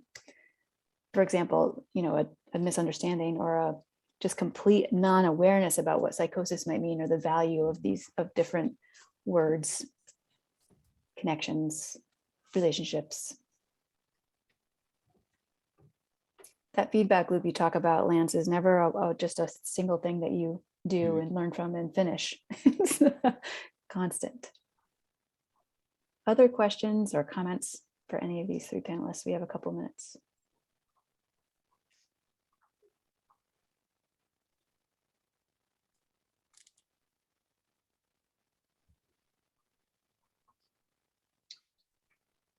Go ahead, Nick.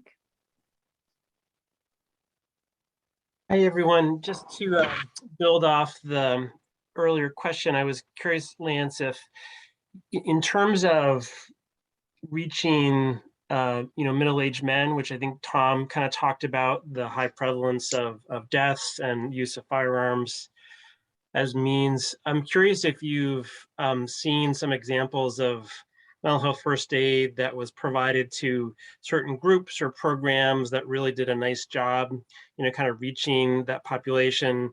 A lot of them may, not to be stereotypical, but may not be engaged in mental health, services or be interested. And yeah, just curious if you saw some great examples or promising examples of connecting with groups who work with that population. Yeah, so I think that's a really great point that you're bringing up, Nick, and something that we found in our demographic data about who we have actually trained in the state of Vermont is that it is overwhelmingly women. So I think it would be amazing to have men to engage in this conversation. I think, gendered, stereotypes or expectations are very alive and, and I think that prevents a lot of men from having this conversation about mental health and feeling vulnerable and able to do that. So no, I don't think that there has been actually enough of an effort to reach that middle-aged men group. I wish that we could provide more trainings that are actually more inclusive of our community. If you had thoughts or ideas about how to collaborate to do that, it's something that I'd be very interested in talking about with you. Lance, I also go ahead, Nick, but I just wanted to add something too. You go ahead, Catherine, and then I'll jump in. I just, wanted to talk about just of course, I believe in the program that I support and the model that I work within, but I think being in primary care, having a behavioral health clinician there able to support really reduces that stigma. And so just for example, you're not going to a mental health agency or a private practice that is known for, therapists. It's your doctor's office. So, I have people that have told their spouses, the significant others, that they're going to get their blood pressure checked, but they're coming to see me, so they're not even they don't even feel like they can be honest with their loved ones quite yet about themselves. And I mean, this ranges from mothers, women, to male dairy farmers that are in their 80s that are, just discovering what it means to struggle with anxiety or depression, are not recognizing that's what these symptoms are. And so I think we cast a wide net and are able to kind of help people navigate that, whether it's just one interaction or a transition to a higher level of care. So I think,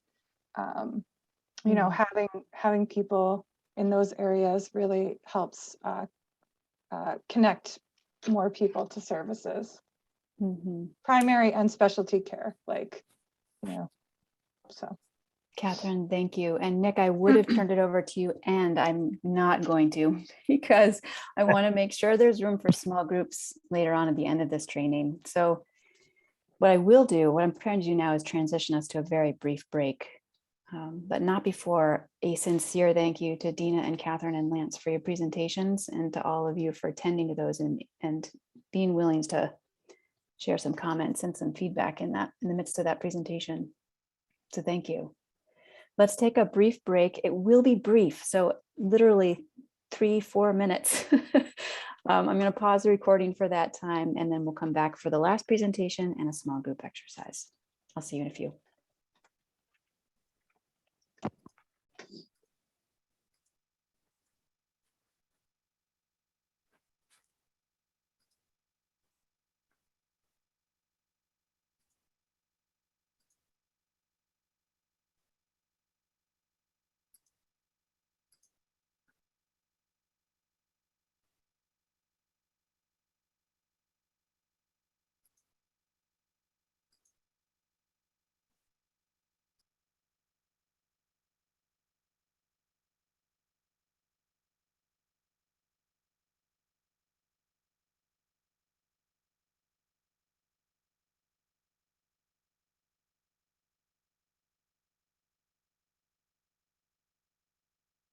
I'm recording now.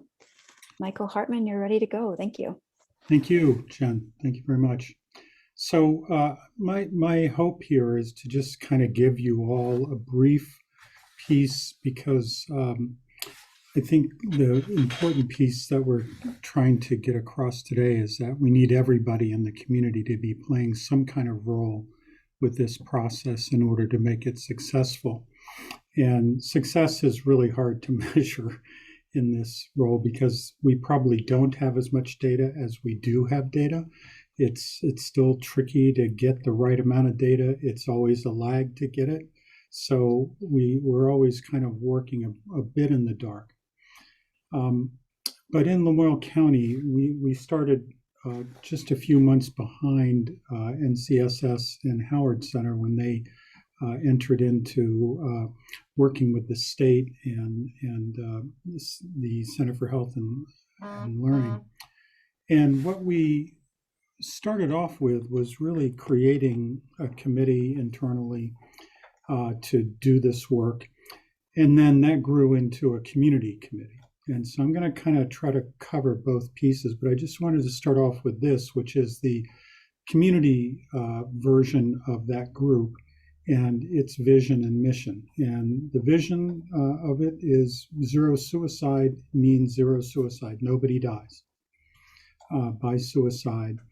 And we haven't defined a timeline for that, but I think generally we're aiming for a year. And the way that we hope to accomplish that is to make sure that the resources available meet the needs, and that's increasing awareness, training, education, collaboration, just what you all are doing today in this process. Next slide. So where we started from in 2015, 2016 was here, and here was that Lamoille was the county in Vermont with the highest risk of a completed or an actual suicide, death by suicide. And the numbers range from year to year, but this is a multi-year measure, and it showed that we were the most likely county to have a death by, again, the 100,000 rate, as Tom explained earlier. Go to the next slide. And so we looked at how we could build some kind of coalition to address this. So what we needed were people who had obviously an interest and investment in this. The Center for Health and Learning had started the You Matter program, which we've talked about a little bit here, but it's basically a series of trainings that can happen for kids, for teachers, for community gatekeepers. And it is really trying to help people develop some specific skills around talking about suicide. And it's complementary to mental health first aid. Neither one of them should be missed. You should do both. We, at the same time, started an internal study group to assess, as Steve mentioned earlier, what's our organizational status. So there are a couple of tools related to the national group that oversees zero suicide that have developed into, you can take your organization, and we really encourage all of our organizations in the community level to do this, and see what are you doing currently about addressing suicide, and are there things within your reach that you could do?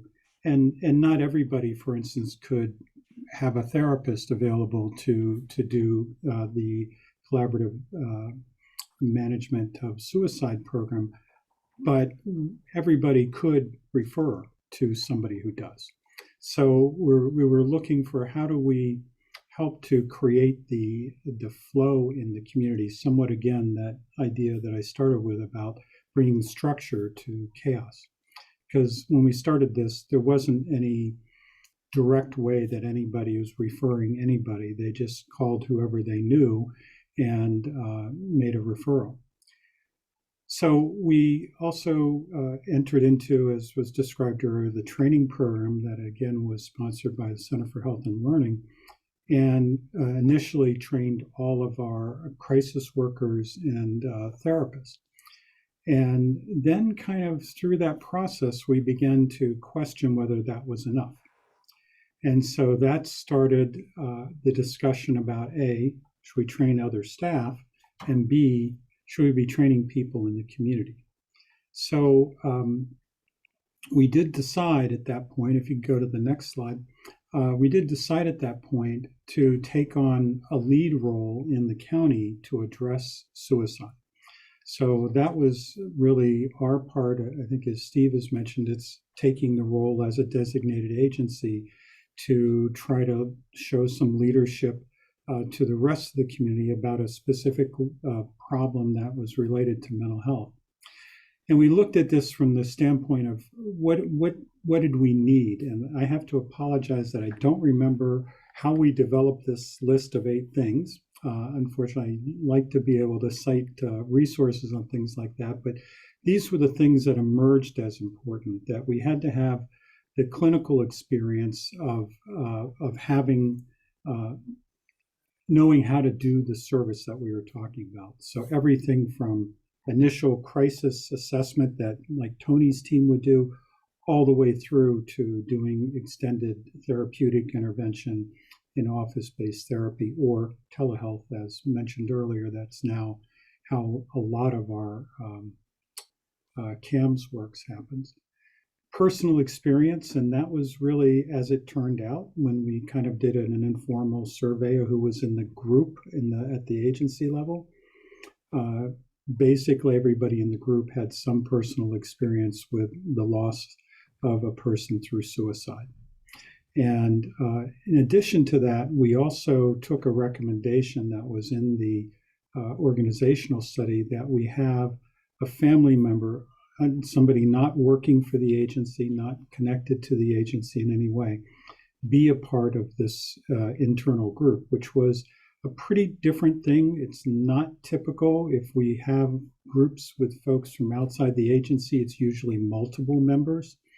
But this was very specific that we wanted somebody who felt they could be in a group of clinicians, because we have medical director, the nurse practitioner, director of outpatient, et cetera, all together in this group. And the person had to feel comfortable in that kind of group. And we were lucky to find the CFO of our local home health agency who was a survivor of suicide. And we were able to have her join on to this process. And it's been invaluable in terms of having that voice internally to be able to question and challenge at times what we were doing. So I think that one's a real key piece. The knowledge of resolution to dilemma was really CAMS and CALM, and all the tools that we use are the tools that help us get to a resolution and get to zero suicide. But we had to really look at how we were going to train the people who needed to be training, keep up with the training, et cetera. And the clarity of the mission was really developed through using those organizational plans, work plans, and updating it annually. So we committed to doing this. We just finished the last one in late December. So even though we feel like we have a pretty intact program, we're still going back and looking at it, because we can't give ourselves on that scale, a 5 is a perfect score, and we haven't been able to give ourselves a 5 in every category.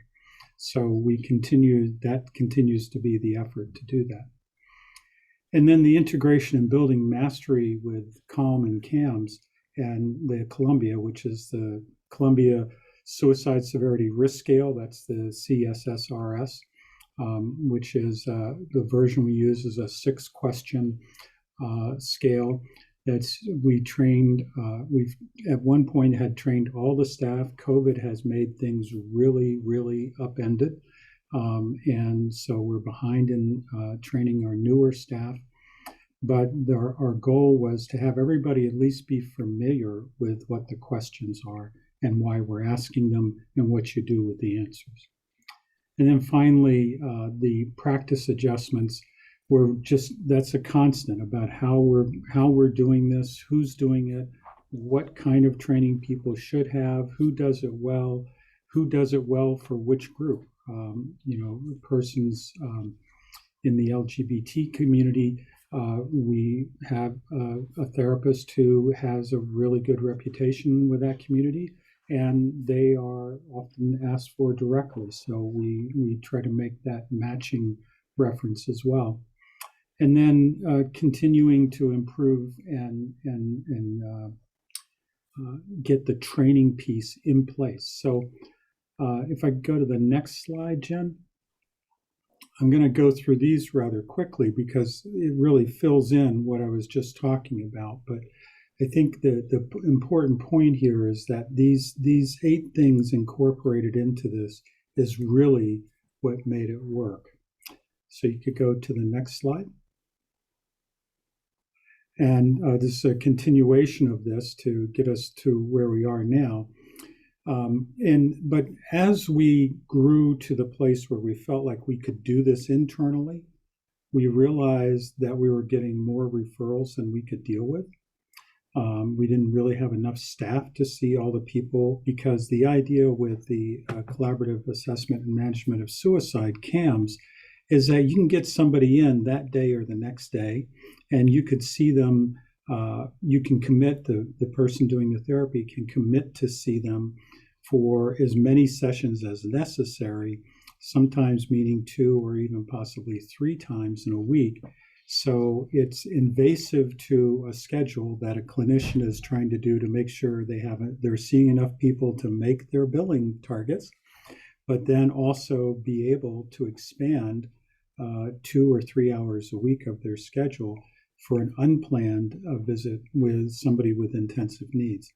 So what we decided to do was to start using the training option that was being offered through DMH, Department of Mental Health, and the Center for Health and Learning, and start pulling in private people who were therapists in the community, as well as home health, DCF, any human service people in the community, the recovery center coaches, everybody we could find, and brought those folks into being exposed to the CAMS model and to the Columbia model. So we did trainings for the community, trained about 200 people in the community around what the Columbia is and how it works and why we use it. And through that process, determined that the emergency room already had the Columbia in their EMR, but they weren't using it. They didn't even really know they had it.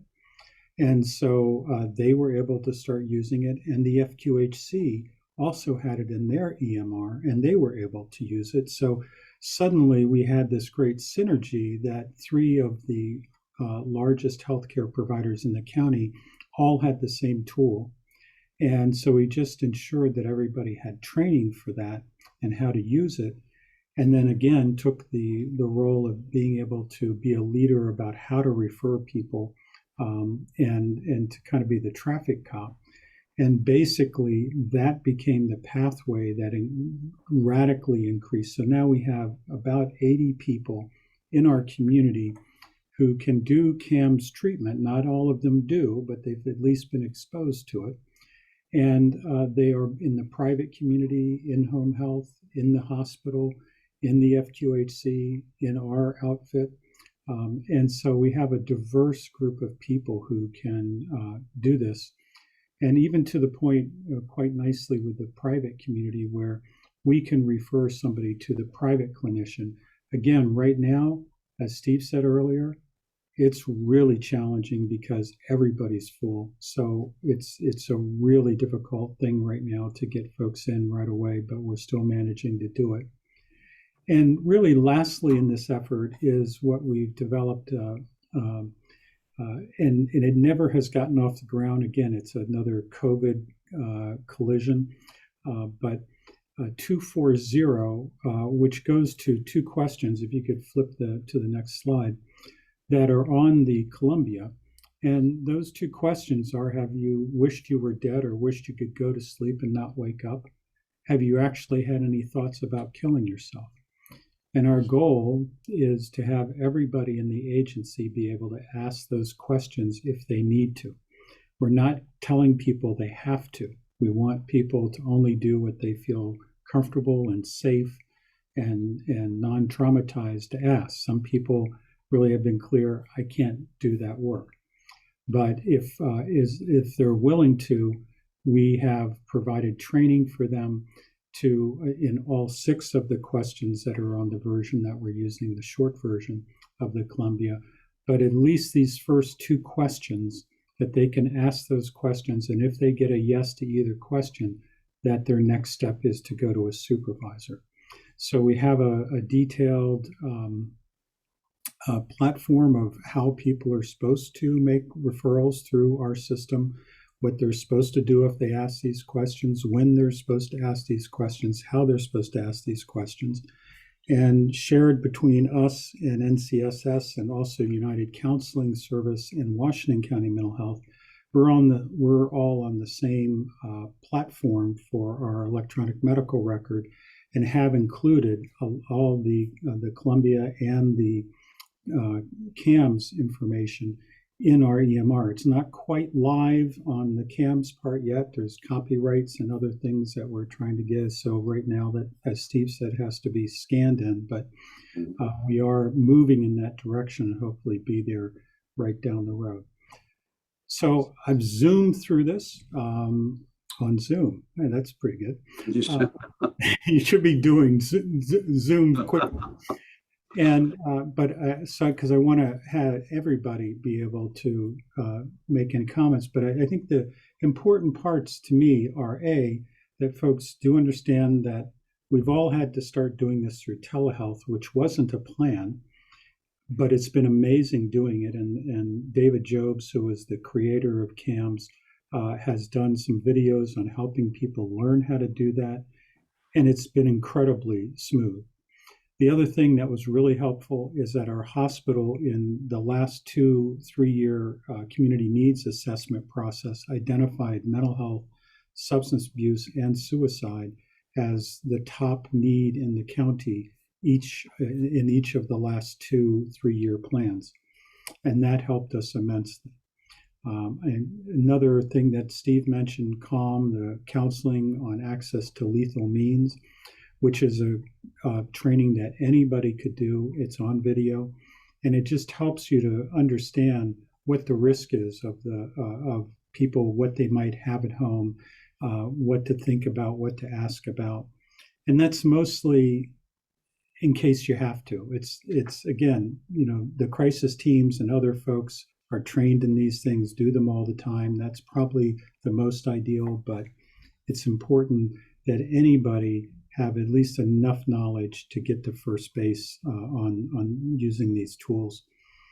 And I think, other than just emphasizing one final piece, which is referral, I think it's ultimately the most important thing that anybody who wants to engage in talking to patients or clients about suicide are really, really clear that they know who they're going to refer to. So it's that you don't dive into this without knowing that you have a source that you can refer to that is able to quickly and adeptly manage a person who gets referred for suicidal ideation. And certainly NCSS is meeting that goal, and the behavioral health folks at Notch are meeting that goal. But I think it's super important that you feel that if you're asking these questions, that you know what to do with it. You don't want to be the person who asks the questions and then have this sitting in your lap. So the last slide, I think I just wanted to point to this because I don't know what it means. I just know that, the first slide showed you that we were the county that had the highest rate per 100,000 of persons who had killed themselves. What this data here is it's actually through the end of October. It shows that we right now have the lowest. I do not want to claim that that's happened through this effort. I want to be really clear. These numbers, as Tom said earlier, are so low that 2 people could change this enormously. But it is remarkable, and it kind of snuck up on us. We really weren't aware of it until these numbers recently came out, that suddenly we've gone from that place where we had a really bad situation to a situation that appears to have improved. And if it has, it should hold that way for a while, not just be a 1-year anomaly. And so I think we have a feeling that at least we're on the right track. This is integrated now into the community care model for all the medical providers, and dentists are next. We really want to make sure that folks understand how to access this. So I'm going to wrap up there and turn it over to you, Jen, to direct us about where we want to pick up from there. Well, the place we're going next is to small group discussions, but I do wonder, we have a minute. Does anybody have a question for Michael?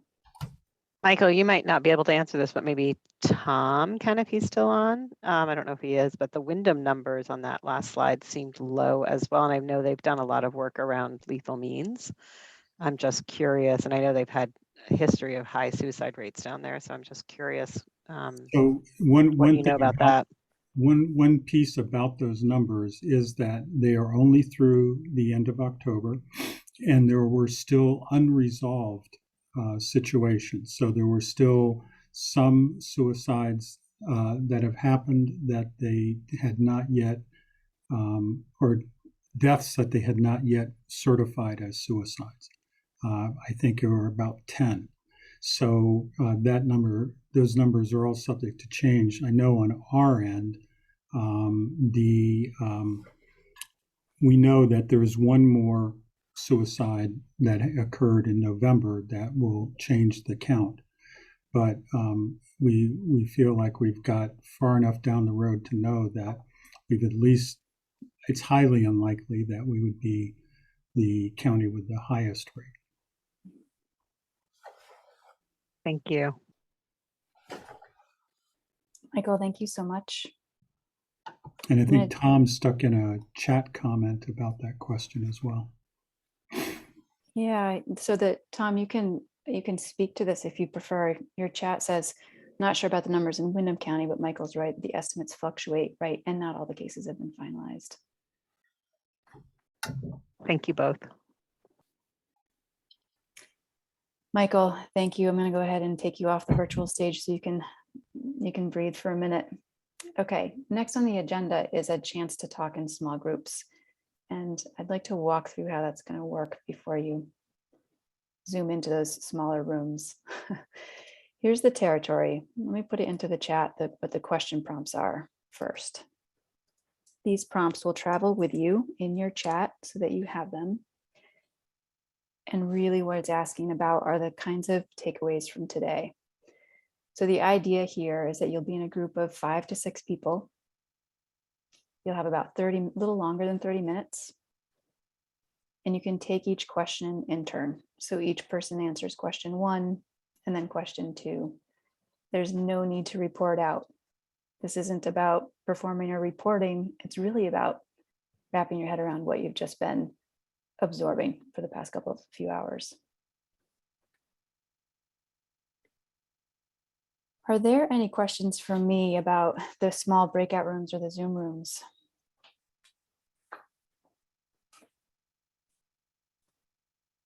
If you have trouble while you're in those small rooms, you can flag my attention. There's a way to do that. It'll be really obvious on your Zoom screen. Again, if you wiggle your mouse over that toolbar, that's where all your options are.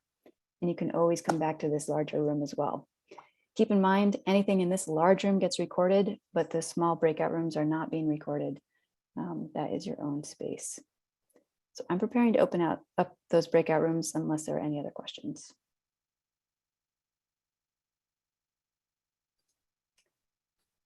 All right, you should get an invitation or automatically now go into those groups. Again, you'll be in groups of 4 to 6 people. And if you have trouble getting to that breakout room, then I'm happy to help you get there.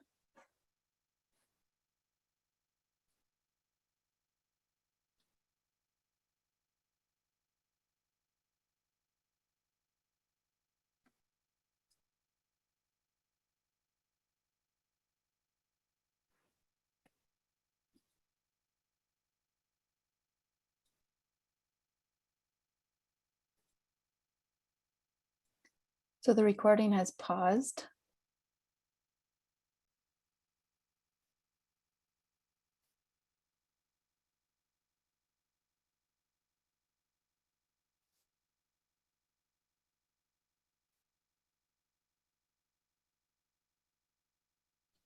Hi, everyone. Welcome back.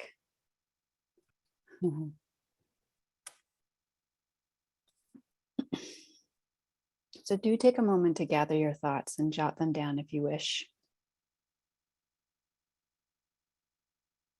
What stands out for you? And what do you want to remember from this morning? What might you want to implement?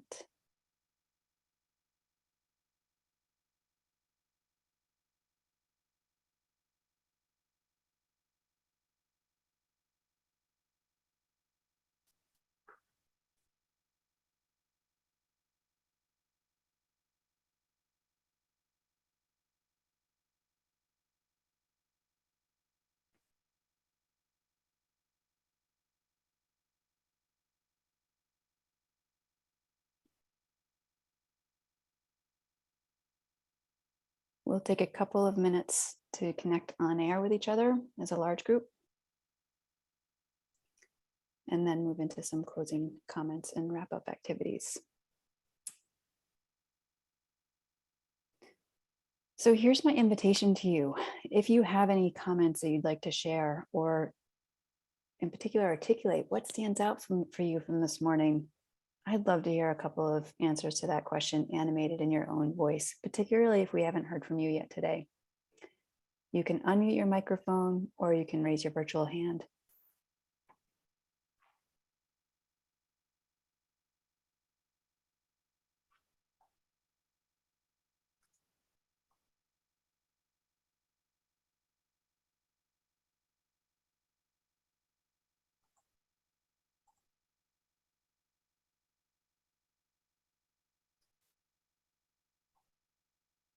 From Franklin County Home Health. I just want to say I've really appreciated listening to all of the different techniques and the languages and all of the different approaches that are out there, and just thankful to know that there's such a collaborative effort, and that we're all coming from kind of different places in terms of our knowledge, our comfort level, our expertise, and but that we're all here kind of to learn so that we can do better for our communities, for our families, for just everybody here, honestly, on a personal and on a professional level. So I feel like there's a lot of growth for myself.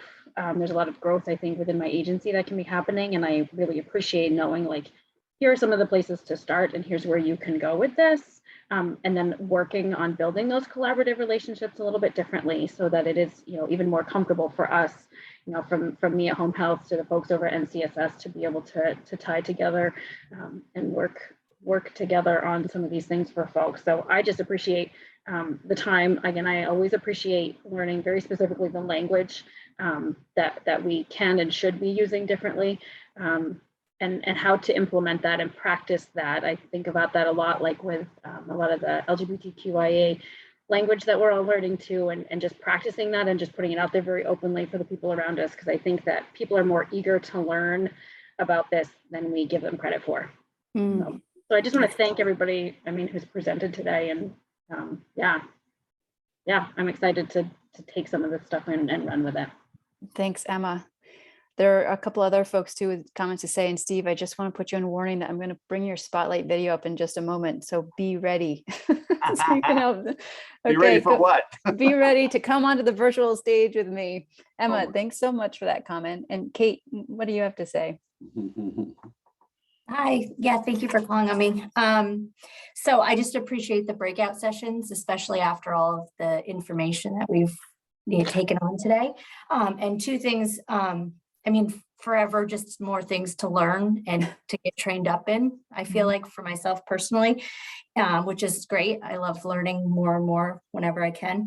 And one thing that definitely came up for me during the smaller group is being aware of suicide survivor resources, because of the rippling effect of suicide, just having a vast ability to provide that resource, not only in group settings, but individual. So to meet people where they're at in that process. And self-care, it just reminds me about self-care, especially with the population I work with, isolation because of COVID. I work with people that are nursing home level of care, but that's also, they're in their own homes. And so there's been a lot of isolation for that population. So just advocating for supports for that population that has had isolation to begin with. And then the pandemic, it's been a really challenging year. So thanks. Yeah, there aren't enough words to really put around what this year has been. Thanks, Kate. Nicole. Hey, thanks for calling on me. I was very excited to learn about how many trainings are available in a non-clinical way. I'm in an administrative role myself. So to see these are readily available, that's an exciting thing to hear, both personally and professionally. And I know a food for thought for me is to kind of, we all know how passionate we are about this very real cause and very real need, and, just how to bring light into the relevance into folks that it might not be as passionate or so understanding of mental health is everything, and connected with most everything, and to just kind of bridge those gaps and what has largely been stigmatized, and just be how it's all interconnected. You don't need to be a certain thing for it to pertain to you. So yeah, I really enjoyed this. I got a lot out of the breakout room as well. Thank you for putting this on today. Thanks for being a part of it. Because as you're saying, the more people who are a part of it, then the more accessible the conversation is, and therefore also the supports. You know, it strikes me that this conversation is not a point in time conversation, and people's experiences are not point in time experiences. It's always evolving. And that's part of what you're talking about, is the strength here of this learning in an ongoing way. I'm going to take a comment from the chat, and then there's a couple more folks who have their hands raised. So we'll go to those comments also. This is from Amber, who writes, she's taking this knowledge with me to share with the deaf, hard of hearing and deafblind community. And I want to thank Amber, and also, you know, interpreters who have been offering such a rich experience on this particular call. Thank you for being a part of it. Tara, did you have there's two of you on the screen, so I'm not quite sure which of you. Yeah, I have a comment. Something that stands out to me is something I learned actually at a suicide prevention conference a long time ago, is that talking about it does not put the idea in somebody's head. I think that's important to know. I know Tony had said it at some point in this as well. But learning that years ago, I feel like I learned that at the exact right time for like my kids going into like the teenage years, and getting comfortable and talking to them about suicide. And that has, like, in turn, my kids are comfortable talking to like their friends who are self-harming and contemplating suicide and stuff. So I think that's just important to understand, and yeah, feel comfortable talking to your kids about it, and because it is, yeah, so important. Different kids, different systems, different. So this is from Tim, who wrote in the chat, train as many people as possible in different systems and age groups everywhere, right? In order to not have this being an invisible element. Yeah, it's very enlightening that my, teenager is comfortable telling me like what his friends are going through, and what he experiences, and like how he tries to help them. It's just, yeah, it's nice. And none of them have to help each other alone. There's a whole network. Right. Yeah, if it's spoken about. Yes. And if people have the courage to ask and speak and accompany. John, go ahead.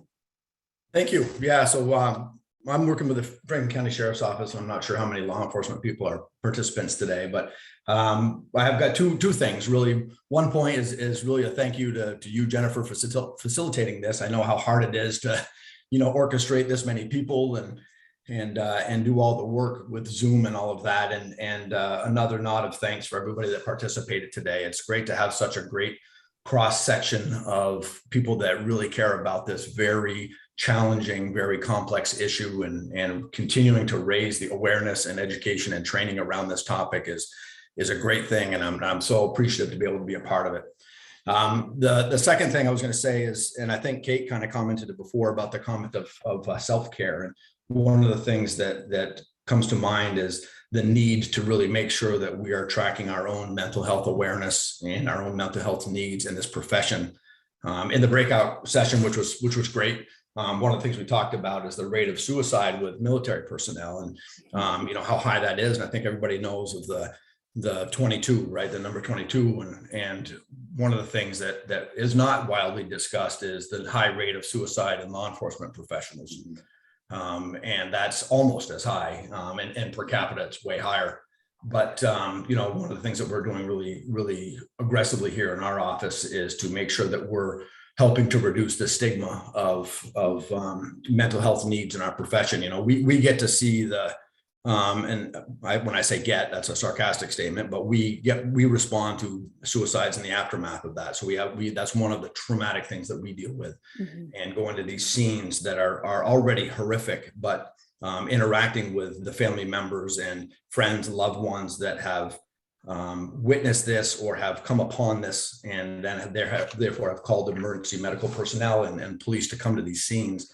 But it really speaks to me personally about the need to continue to promote destigmatization in law enforcement's need to seek mental health care for themselves. And that's kind of what comes to my mind. And I'm really, again, just appreciative to participate in this. And I'm glad there's so many different members of the community and that are working on this topic. And we see it every day. And I was sharing in the breakout session that on the screen, I can monitor the calls of service. And we had 2 welfare checks on the screen while we were talking that were folks that were expressing suicidal ideations of some kind. It's something that we see in pretty significant numbers every single day. I don't think that there's a day that goes by that there's not at least one welfare check that, your community's law enforcement personnel are responding to and dealing with, and in a lot of cases, multiple times that we deal with that. So again, thanks for having this. Really appreciate all the work that's gone into this and looking forward to future trainings about this.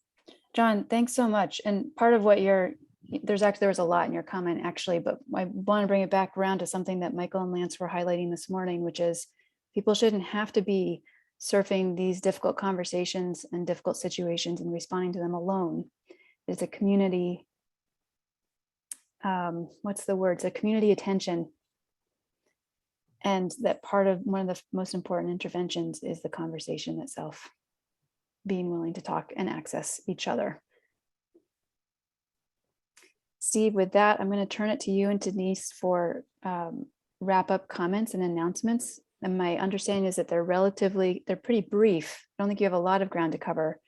I want to preserve a little time at the end so that we can do the meeting evaluation and get that link into the chat before people start to scoot.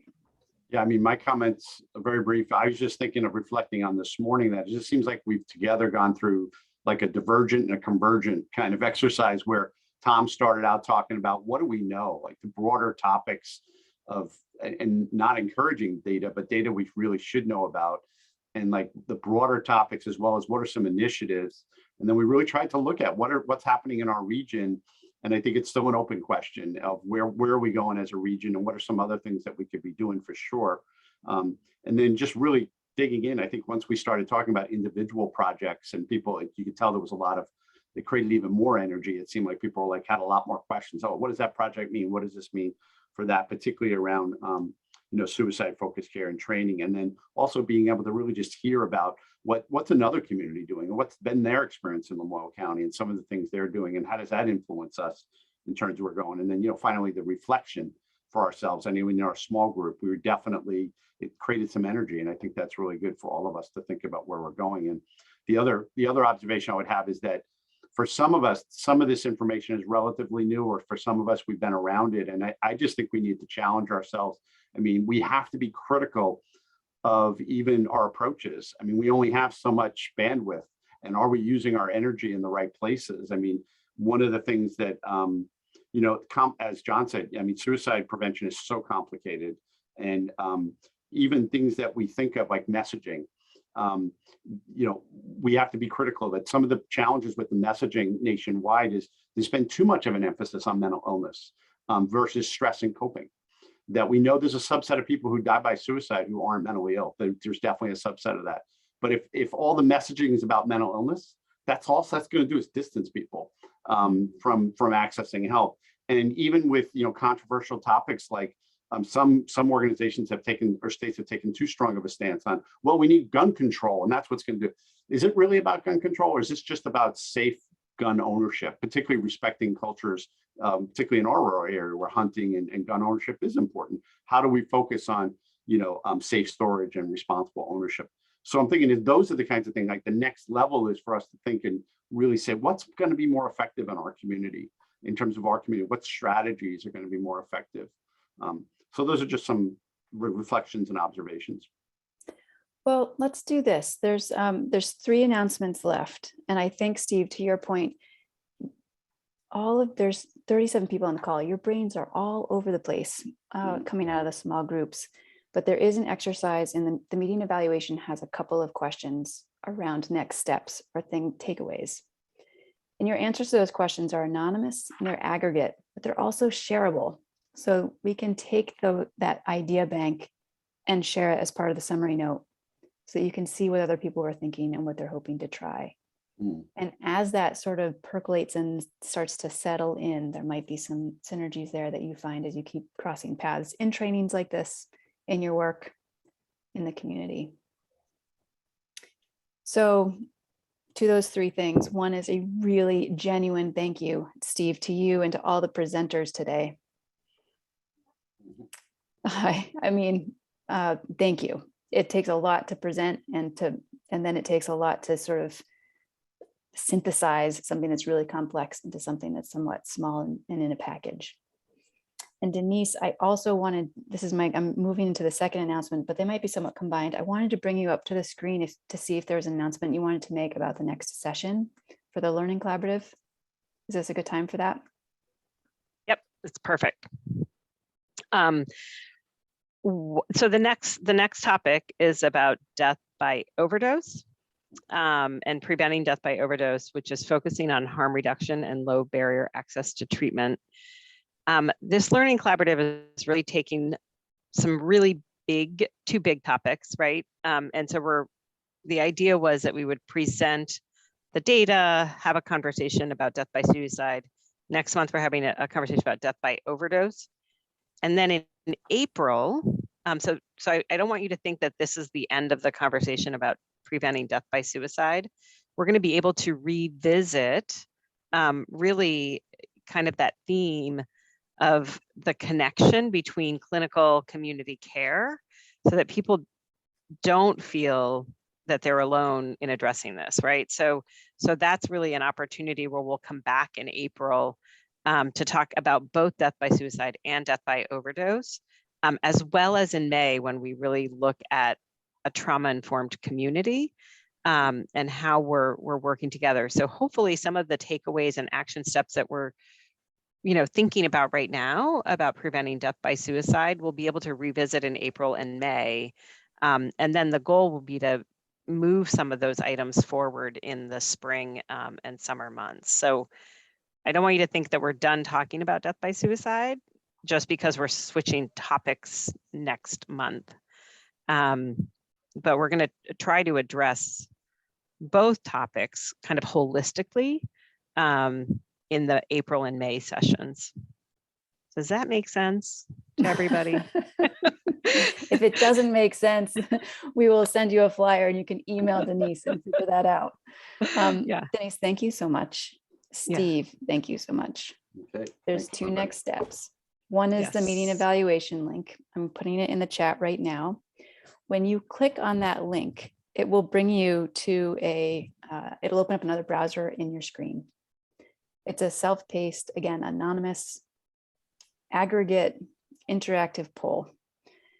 So you can tell us a little bit about the meeting and also next steps. I'm going to pull that up on my screen so you can see I can just see how many people have landed on the link. And then as the last piece of information I want to give you before I calm things down on the microphone side of things, we do have, again, those optional debrief small groups if you'd like a little bit of a transition between this Zoom meeting and the rest of your day. And those will be facilitated by Dina and Lance. In a couple of minutes from now, I will open up those breakout rooms and you'll be able to actually self-select, or you can just send me a chat and I can help you get to that room.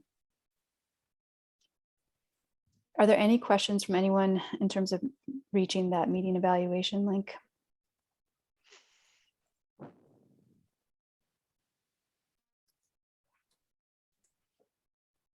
Yeah, great. So there are a bunch of people who are already starting to enter out their comments. That's very helpful. I think with that, my preparation, Denise and Steve, with your permission, is to stop the recording at this point and formally adjourn the business part of this aspect. People can hang around and watch these comments come in as they wish. And again, I'll set up those small breakout rooms. Denise, Steve, we good to do that shift? Yep. Sounds good. Okay, great. Thank you all. Thank you very much. Thank you, everybody. May I make a